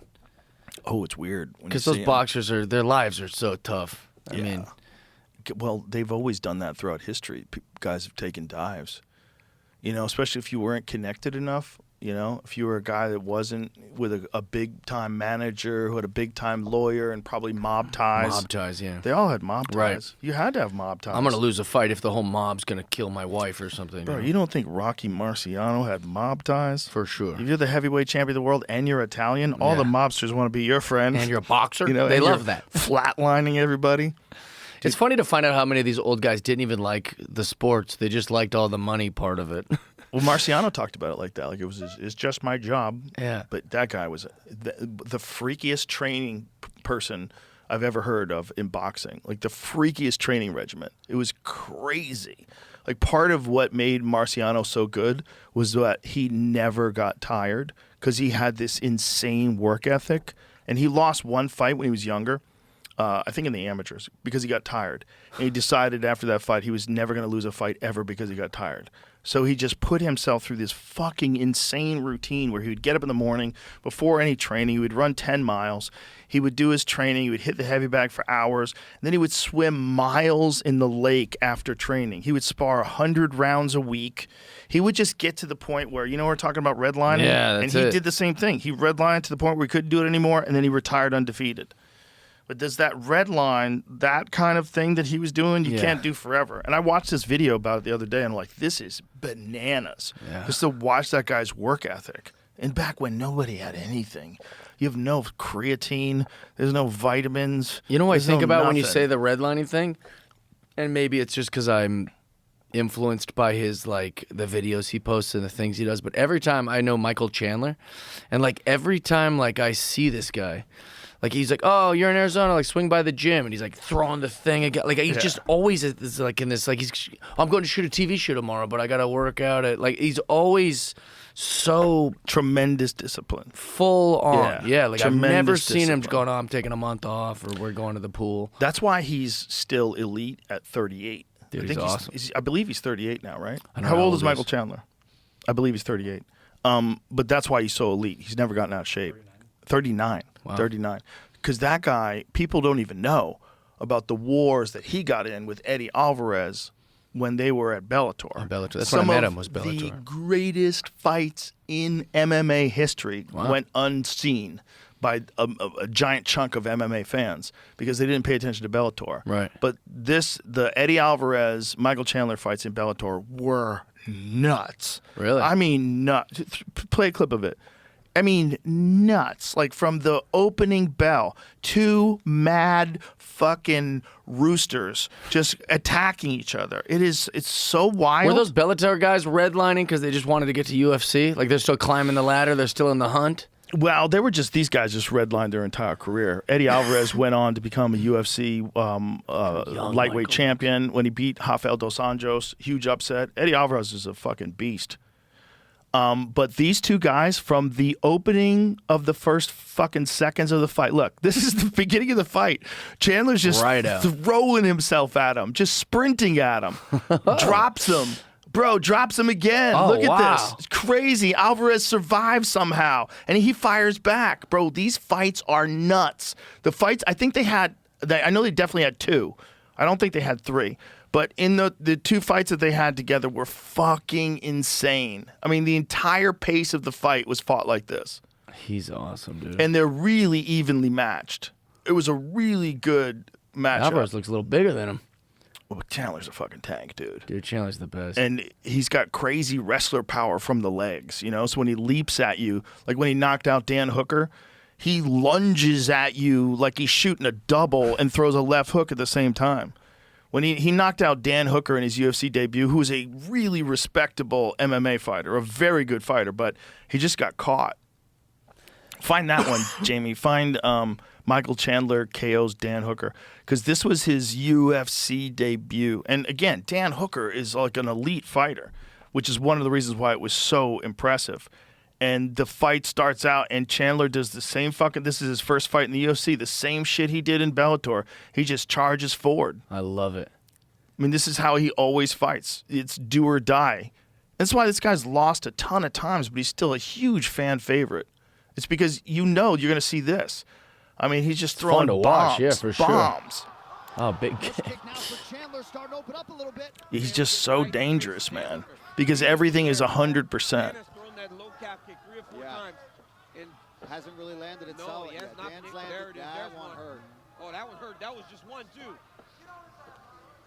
Here it comes. And look at the immediate. Oh! Big knockdown for Michael Chandler. Big right hand. Dan's hurt. Bad. Oh, my God. It's over. Bro. Wow, that's a wrap. Bro. And then he does a backflip off the top of the cage. Bro, that's a freak. Dude. Freak athlete. I met him. So I was doing a prank show for MTV called Money from Strangers, which was kind of like Impractical Jokers, but way darker. Like we were like a lot edgier. It was before Impractical Jokers. And so they'd always send me to like MTV Movie Awards or any kind of those things. And I was like, I don't know, I live in New York. They're going to send a car. I get to go on a red carpet, whatever. I'll drink. I'll make it fun. And they happen to be behind me. The Bellator guys happen to be the next guys in the red carpet line. And the way the red carpet works is no one cares about us at all. They're just waiting to get like Miley Cyrus or Beyonce or whoever the hell it is. Right. So like basically, the photos they're taking are just something we're going to save off the internet because no one gives a shit. They were like all Bellator guys. So people at this movie awards don't necessarily care. These guys are behind me, and they're like, this guy's fun because I'm making all these jokes and like goofing around, and I was already kind of like buzzed up. And so then Michael Chandler and these 2 other like Bellator guys, Brog the Predator, you know who he is? No. He was a Bellator guy too, a Cleveland guy. Big guy. He's awesome too. But anyways, these 3 guys. And they were like, this is kind of dumb. And I was like, yeah, this shit's kind of gay. I don't want to be here, you know. And then they were like, let's just go drink. And so we just drank and met people and hung out. And they're like, want to get Subway? And we got in a car and got Subway. And I just hung out with these dudes all night. And I've been pals with them ever since. Oh, that's awesome. Yeah. But it's awesome. like I didn't really know what they did. I just kind of knew that they were like fighter guys. And so like I thought they were in UFC at that time. And they weren't. They were in the whatever was on that Bellator network. was paying really well. And Bellator had a pretty good following for a while. I mean, it was doing really well. There was some real elite fighters out of Bellator, and a lot of guys like they came over to the UFC because they became famous in Bellator. Like Ben Askren, he came over from Bellator. He actually did a stint at ONE FC before he came to UFC eventually. But there's a lot of guys that never came over. You know, yeah, it unfortunately, sucks. Like Douglas Lima.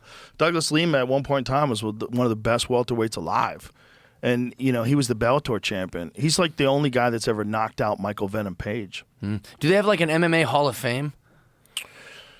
Yes, there's a UFC Hall of Fame. And I think there's an MMA one too, maybe. The MMA Awards. I don't know. Because that sucks. There's a UFC Hall of Fame, though. Yeah. But that's UFC guys. I know. Yeah, it sucks. I know.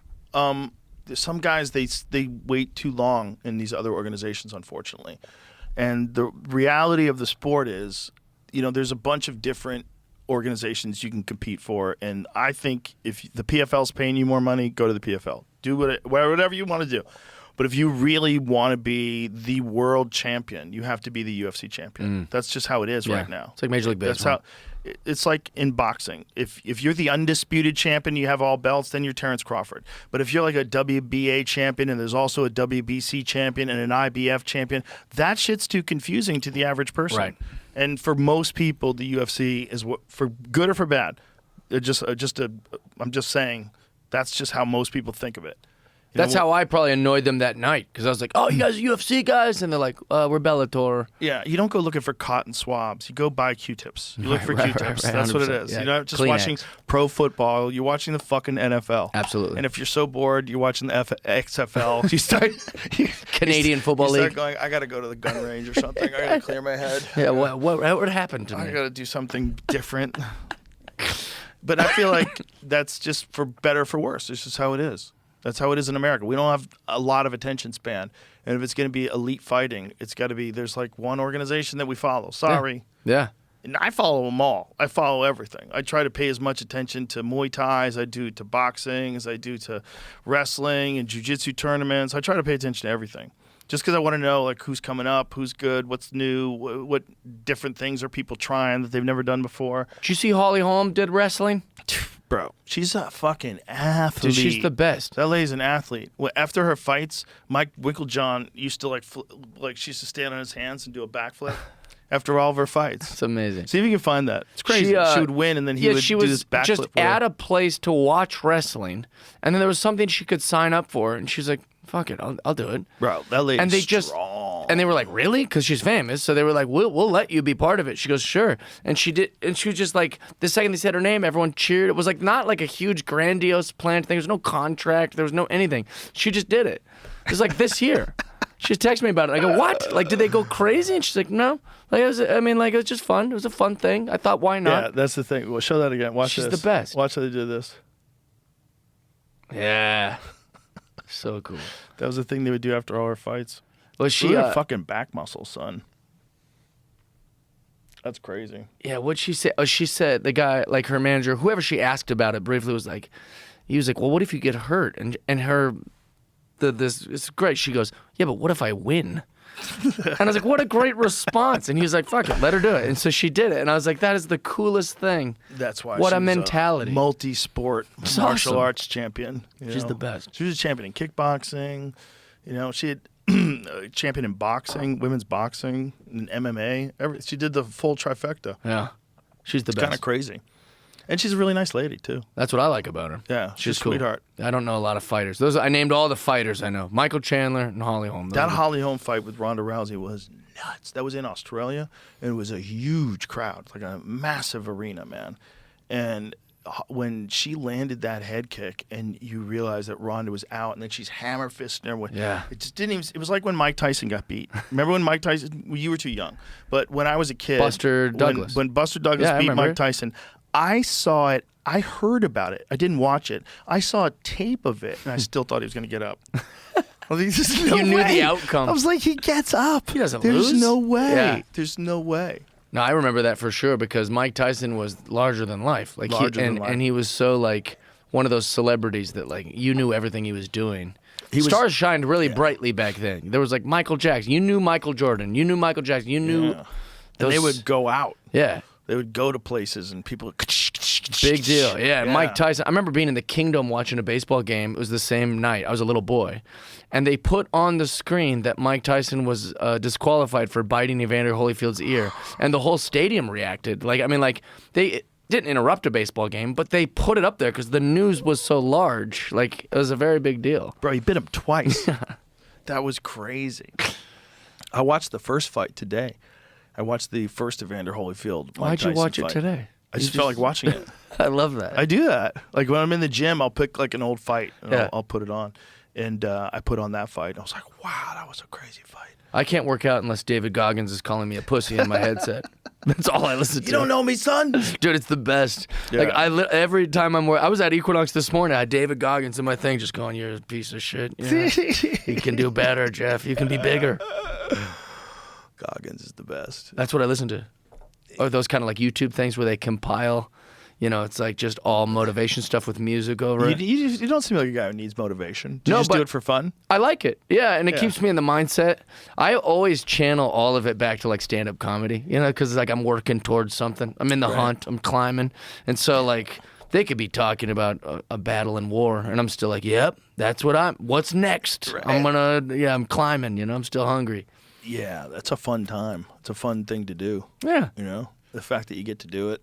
When also, like, otherwise I'd just sleep till noon or sleep till 1, you know? But, like, if I have that, I'm like, no, I got to get up and write, or I got to get up and, you know. But here's the question. You're doing this, obviously, and you're doing this for the love of the thing. And you said that if you didn't need money and you didn't even get paid money, you would still do it. And I think the same way. I would do it, too. But what do you think about the idea of universal basic income? Because this is something that is being discussed with automation and with AI. And we were having a conversation about it the other day with Elon, and he was saying that he thinks that AI can generate so much productivity that you could have universal high income. And then I went, wait, okay. Are we married to this idea that everything that you do in life you have to be doing just for money? Because that's what it is now. If you're a professional, you're doing it for money. If you're a professional podcaster, if you're a race car driver, you're doing it for money, right? Why are we married to that? And if you didn't need money and no one needed money, would you just find a thing you love to do? And would we be able to rewire our brains and still have some feeling of value and of identity and without being attached to an occupation? Like, isn't it possible that we've just tricked ourselves into thinking that the only way to live is to live in a way where everything you're doing is for money? And then if it's just everybody does their best at things and enough money is generated so that basically everybody has, like what he was saying, a universal high income, what does that mean? Like, is that a feasible thing? Like, what is AI going to do with production? What is AI going to do with automation, resource extraction? How much money is going to be generated that you're going to be able to literally have the entire population of the country under universal high income? Is that even possible? And if it is, what happens to people's desire? What happens to their dreams? Do they just find a thing like you and I have and do that and not care about money and really be into the thing? Can't that be taught? If it's taught to you, if you figured it out and I figured it out, if people have figured it out, they figured out, like, find a thing you love and you're never going to work again because you're going to love doing it, whether it's building cars or painting or carpentry. If you really fucking love doing it, you do it because you love it. Right. Wouldn't that be a better way to live? I know. You can't do it. I know. No. It wouldn't work. There's too much money in the stock market. I get it. It wouldn't work. But as a thought experiment, wouldn't that be a way that's possible for people to live if it's possible for you to live that way? If it's possible for me to live that way?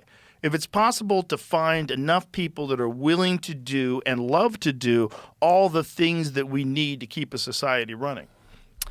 I think the point of life, in my opinion, is meaning.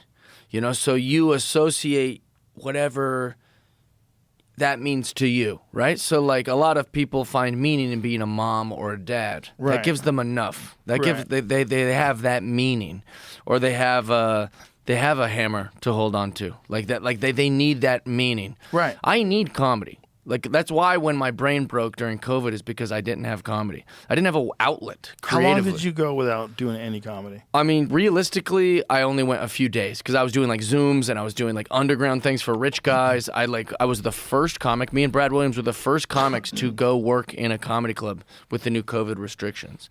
We were because they knew if they called me or Brad, we'd say yes. Like Keith Stubbs called me from Salt Lake, goes, we're thinking about doing a show with all the restrictions and just see if the government shuts us down. Would you be willing to come? And I was like, yes. I didn't even talk about price. I just go, yes, because I need it. Now, why do I need it? Because that's where I personally find my meaning. Now, if I maybe was at home and going, man, I'm getting a lot more time with my kids and I'm getting a lot more time with my wife and like things are pretty productive around here, that's where I would have put my meaning. You know, I think and it's just where we put it. It's where we kind of put it. Right. And I think so a lot of people find a lot of value in their jobs that make them the money, but that gives them something. to do, don't you think? Yes, I do think that. But what you're saying about So if you just start finding giving them meaning, money. what you're saying about finding meaning and having a family or finding me, yes, for sure. But also, I think the human mind needs activities. Right. And I don't think it's just raising children only. I think you should probably have things that you love to do as well, Right. just for your own sanity. But if you didn't have to worry about money, you'd still be involved in this pursuit of stand-up comedy because you love it. Mm-hmm. All the stuff that people do just for money, like the guy who does the fucking septic tanks, that guy's Right. not having a good time.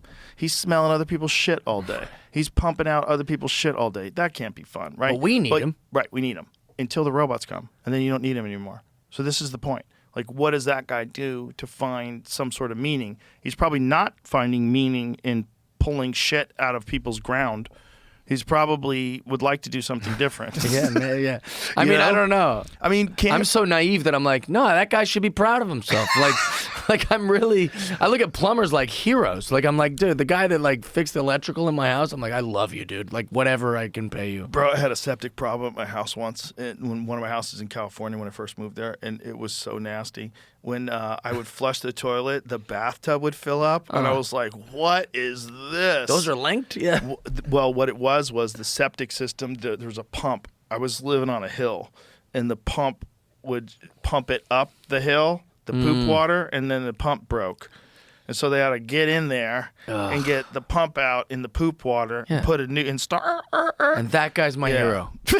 Like that guy, we need that guy. That's a Bud Light commercial. Yeah. Real American Yes, I love. heroes. That's why I like cops. I like what you were saying Yeah. earlier, but the military, the nurses, like They're going to those send a are- robot to fix those are your poop good pump. The robot's going to do people. it. A robot's going to do it, and it's Yeah. going to do it perfectly with AI, and you're not going to need a person to get covered in shit water. Okay. And that guy's going to get a lot of money just to sit at home. But then what does he do? Right. That's the thing. Like, Yeah. Because I think a lot of it's going to happen really quickly. And this is something that Andrew Yang was talking about years ago, and it was sort of I agreed with him, but it was a little abstract then. And now this was way back. Was that 2020 when Andrew Yang was running for president? I've never heard of Andrew Yang. You don't know what's that? Was it 2016? It might have been 2016. You never heard of Andrew Yang? Brilliant guy, and had a very good. 2020. He had a brilliant. Yeah, I didn't think it was that long ago. A great point about automation, and that one day automation is going to remove a lot of jobs, including drivers. Right, like you're seeing it with these Weevos. These Yeah. So there's that. Is like that's the first. That's the first sounds. That's the first shot fired across the bow of a crazy war where the robots are going to take all our jobs, because that is now you have these Tesla trucks that are automated and they can, like my car.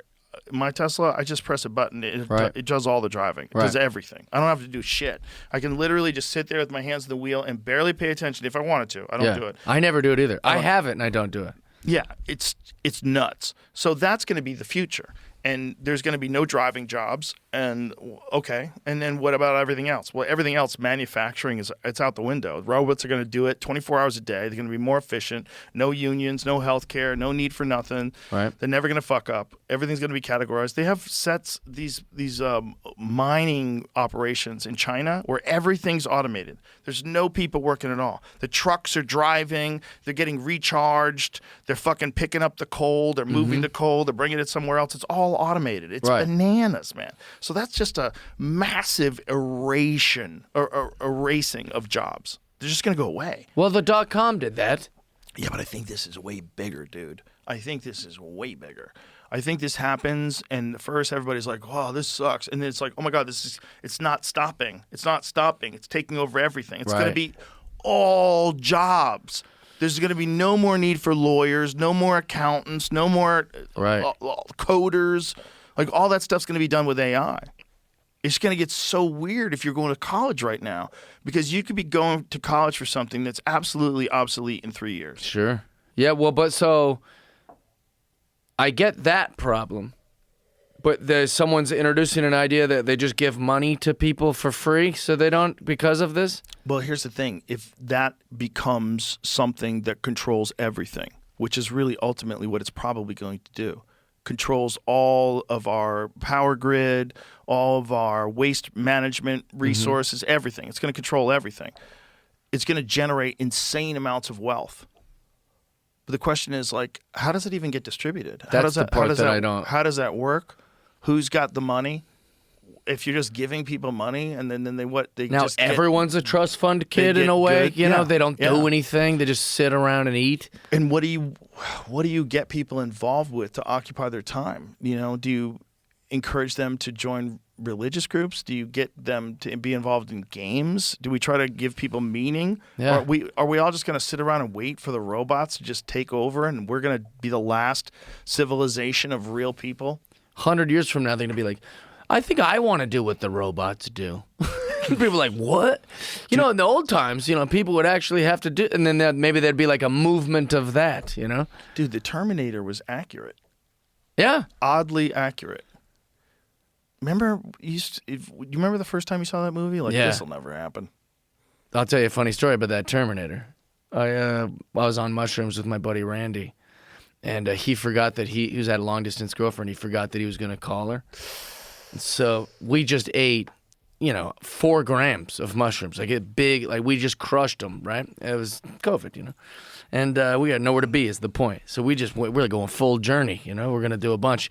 And we eat them, we're sitting there, and then he goes, all right, I forgot I was going to call Rachel. And I'm like, all right. But it starts to kick in a little bit. He left Terminator on, and then his gay roommate is like on a first date in the kitchen. So there's 2 like cute guys like flirting with each other, and one of them barely knows me and the other one doesn't know anybody in the apartment, and I'm just sitting there watching Terminator, and like he can't be killed, Terminator is like the bullets are just going through him, and then the metal just kind of starts forming again, and I'm just sitting there. I don't know if I was there for 20 minutes, I don't know if I was there for 7 hours, and I'm just freaking the fuck out going, God damn, he can't kill these Terminators, and these gay guys keep looking at me, and I don't know what Randy's doing. I thought he just abandoned me forever. I can't even watch Terminator the same anymore. Luckily, he came down and goes, all right, let's go to the roof. And I was like, thank God you're here. I went up there and talked about it all, but like I was freaking the fuck out. How long was he on the phone for? Don't know. I'm going to guess 15, 20 minutes. But it seemed forever. Oh, it seems so long. And I'm just sitting there overthinking everything. And then also the Terminator just seemed like so pointless. I'm like, why? You can't kill it. Just surrender. You can't shoot through this thing. Well, didn't it come back eventually and become a good guy in the later movies? I don't know which version of the Terminator I was watching. Like if it was T2 or T3 or whatever, but it was... How many have there been? I don't know. How many? What's It more, wasn't the Fast and the first Furiouses or Terminators? Well, Fast and the Furious Fast and is- Furious didn't also become a TV show, I don't think, yet. I just saw the new Predator and it fucking rules. Terminator became a TV show? Yeah. When? No. Yeah. Really? Yeah. Did See you the know new that? Predator? The Sarah Connor Chronicles.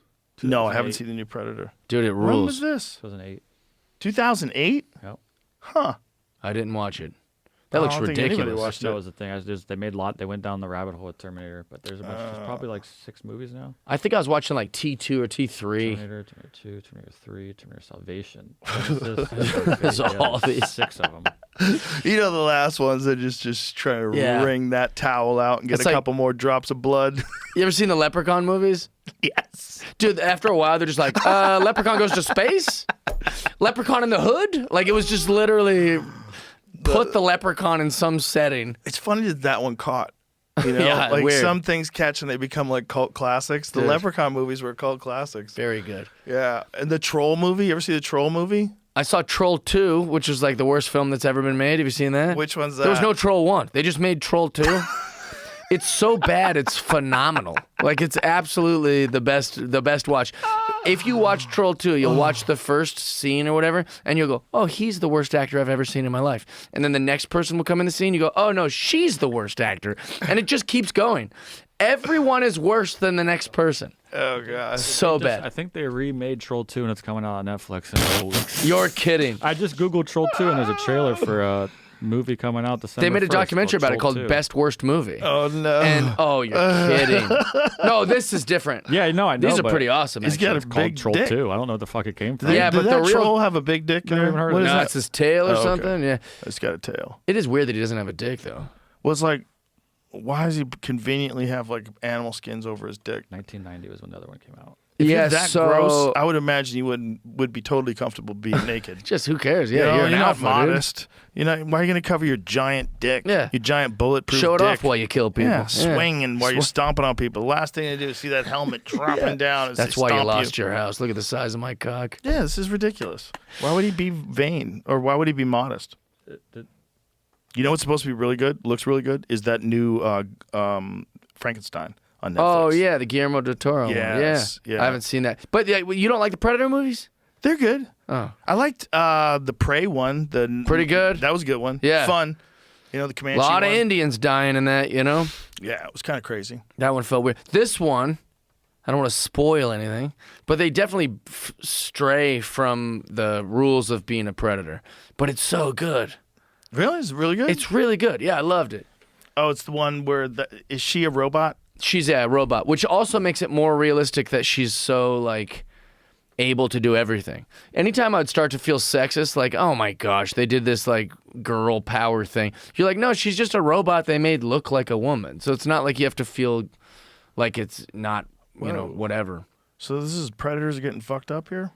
So she it's got based off this one runt predator who's on. That's why he looks kind of weird and All right, shitty. don't spoil alert it. No, that's the premise. what it is? Yeah, I didn't spoil anything. But he's like a little runt. Oh. And so that's why he's out to prove himself. Like, because he's smaller than all of them, he's missing a fang, he looks a little weird. But that's because he's supposed to look weird. Because a lot of people are like, this predator looks stupid. Damn, 85% on Dude, Rotten it's so Tomatoes. good. That's interesting. Yeah. 93% like this movie. No I shit. loved it, dude. I like when they can do that with a movie. You know, you think like, oh, what is this going to be? Right. And they flip it on its head. That's how and I you're felt. like, oh. And every time there would be a thing where I'd start to criticize it, like I'd be like, this feels like Mortal Kombat. And then in my mind, I'd go, Jeff, you love Mortal Kombat. And I was like, all right. And then like the next part, I'd be like, this is kind of Star Wars. And I'm like, but I love Star Wars. So like I kept like coaching myself. And then after a while, I was like, this movie's really good. Yeah, you got to just enjoy things. Yeah. That's what I Also- tell people when I play AI music for them. Like, just enjoy it. Forget about the fact the robots are taking over. This is great music. This is a pattern of every famous person I know. What'd you say, Jamie? Great is tough, but Which one's tough? great is a weird word It's for it. amazing. It's How good. about that? It's very good. That What Up Gangsta is amazing. You know it is. I've gone So down many those rabbit holes too, watching cover songs though. Like my favorite cover song, and finding different bands doing good versions of it. They're real. No, they're real. Listen, you know? the real bands are better for sure because it's a real band, so it's a real person. But I love listening to AI music. I know there's one going viral. I've never even today. heard of this. There's it's not officially number one. It's like a weird designation, but there's a song that's number one on the country digital sales chart by a completely AI band. Well, DJs Got kind of did that. 2 million listeners a month. on DJs were Spotify. kind of like the first version of that. Like they're putting in their robot and then like making the songs and sampling and stuff. So this is just, I mean, it's not that far deviating. This is way deviating. This is, you could change the kind of song, like you could have it like a little Charlie Crockett, a little Elvis Presley. You could mix it. They're essentially drawing from all the songs that have ever been made. So all the best sounds that anybody's ever sung. Has to be good. It's amazing. It's so good. It has to be. The way you just described it. Yeah, well- it has all the music. We'll, and it goes, we'll wrap this up, Jeff, and we'll wrap this up, and I'll play you a little What Up Gangsta. We don't need the audience at home to hear this, but you need to hear this. We'll have to edit out anyway. So many successful people I know are really like big music heads. Oh, music is a drug, man. Yeah. It's a marvelous drug that inspires you, makes you feel better, makes you move around. At Mothership, you guys are always playing good music up in that green Yeah. room. And I'm always like, what is this? Like every single time I think I'm in that green room, I'm always going, hey, what's this one? Tony's got a bunch. Well, everybody contributes. Everybody, when they find a cool song, we'll bring it into the green room, and then we'll add it to the playlist on Spotify is like 34 hours or something now. Jeepers. Yeah, it's crazy because Yeah. you just keep adding cool songs. That's perfect. Jeff Dye, anything, website, Instagram, yeah. Twitter? I just launched a podcast. Oh, It's called Die Hard. I like Pretty it. good, yeah. It's D-Y-E? DYE Hard. Okay. Once a week, comes out every week. You can watch it on YouTube or wherever you listen to podcasts. It's on I everything. like the name. Yeah, and then At first, I didn't.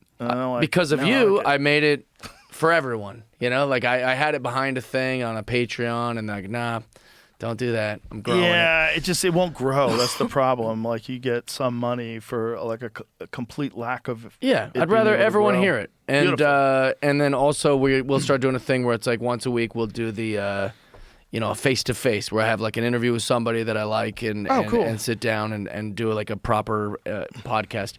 Beautiful. But yeah, and then jeffdye.com to find all my tour dates. And I'll see you tonight. Yes, sir. Yes, sir. All right. Let's Thanks go. for having me, brother. All right. Here's the music.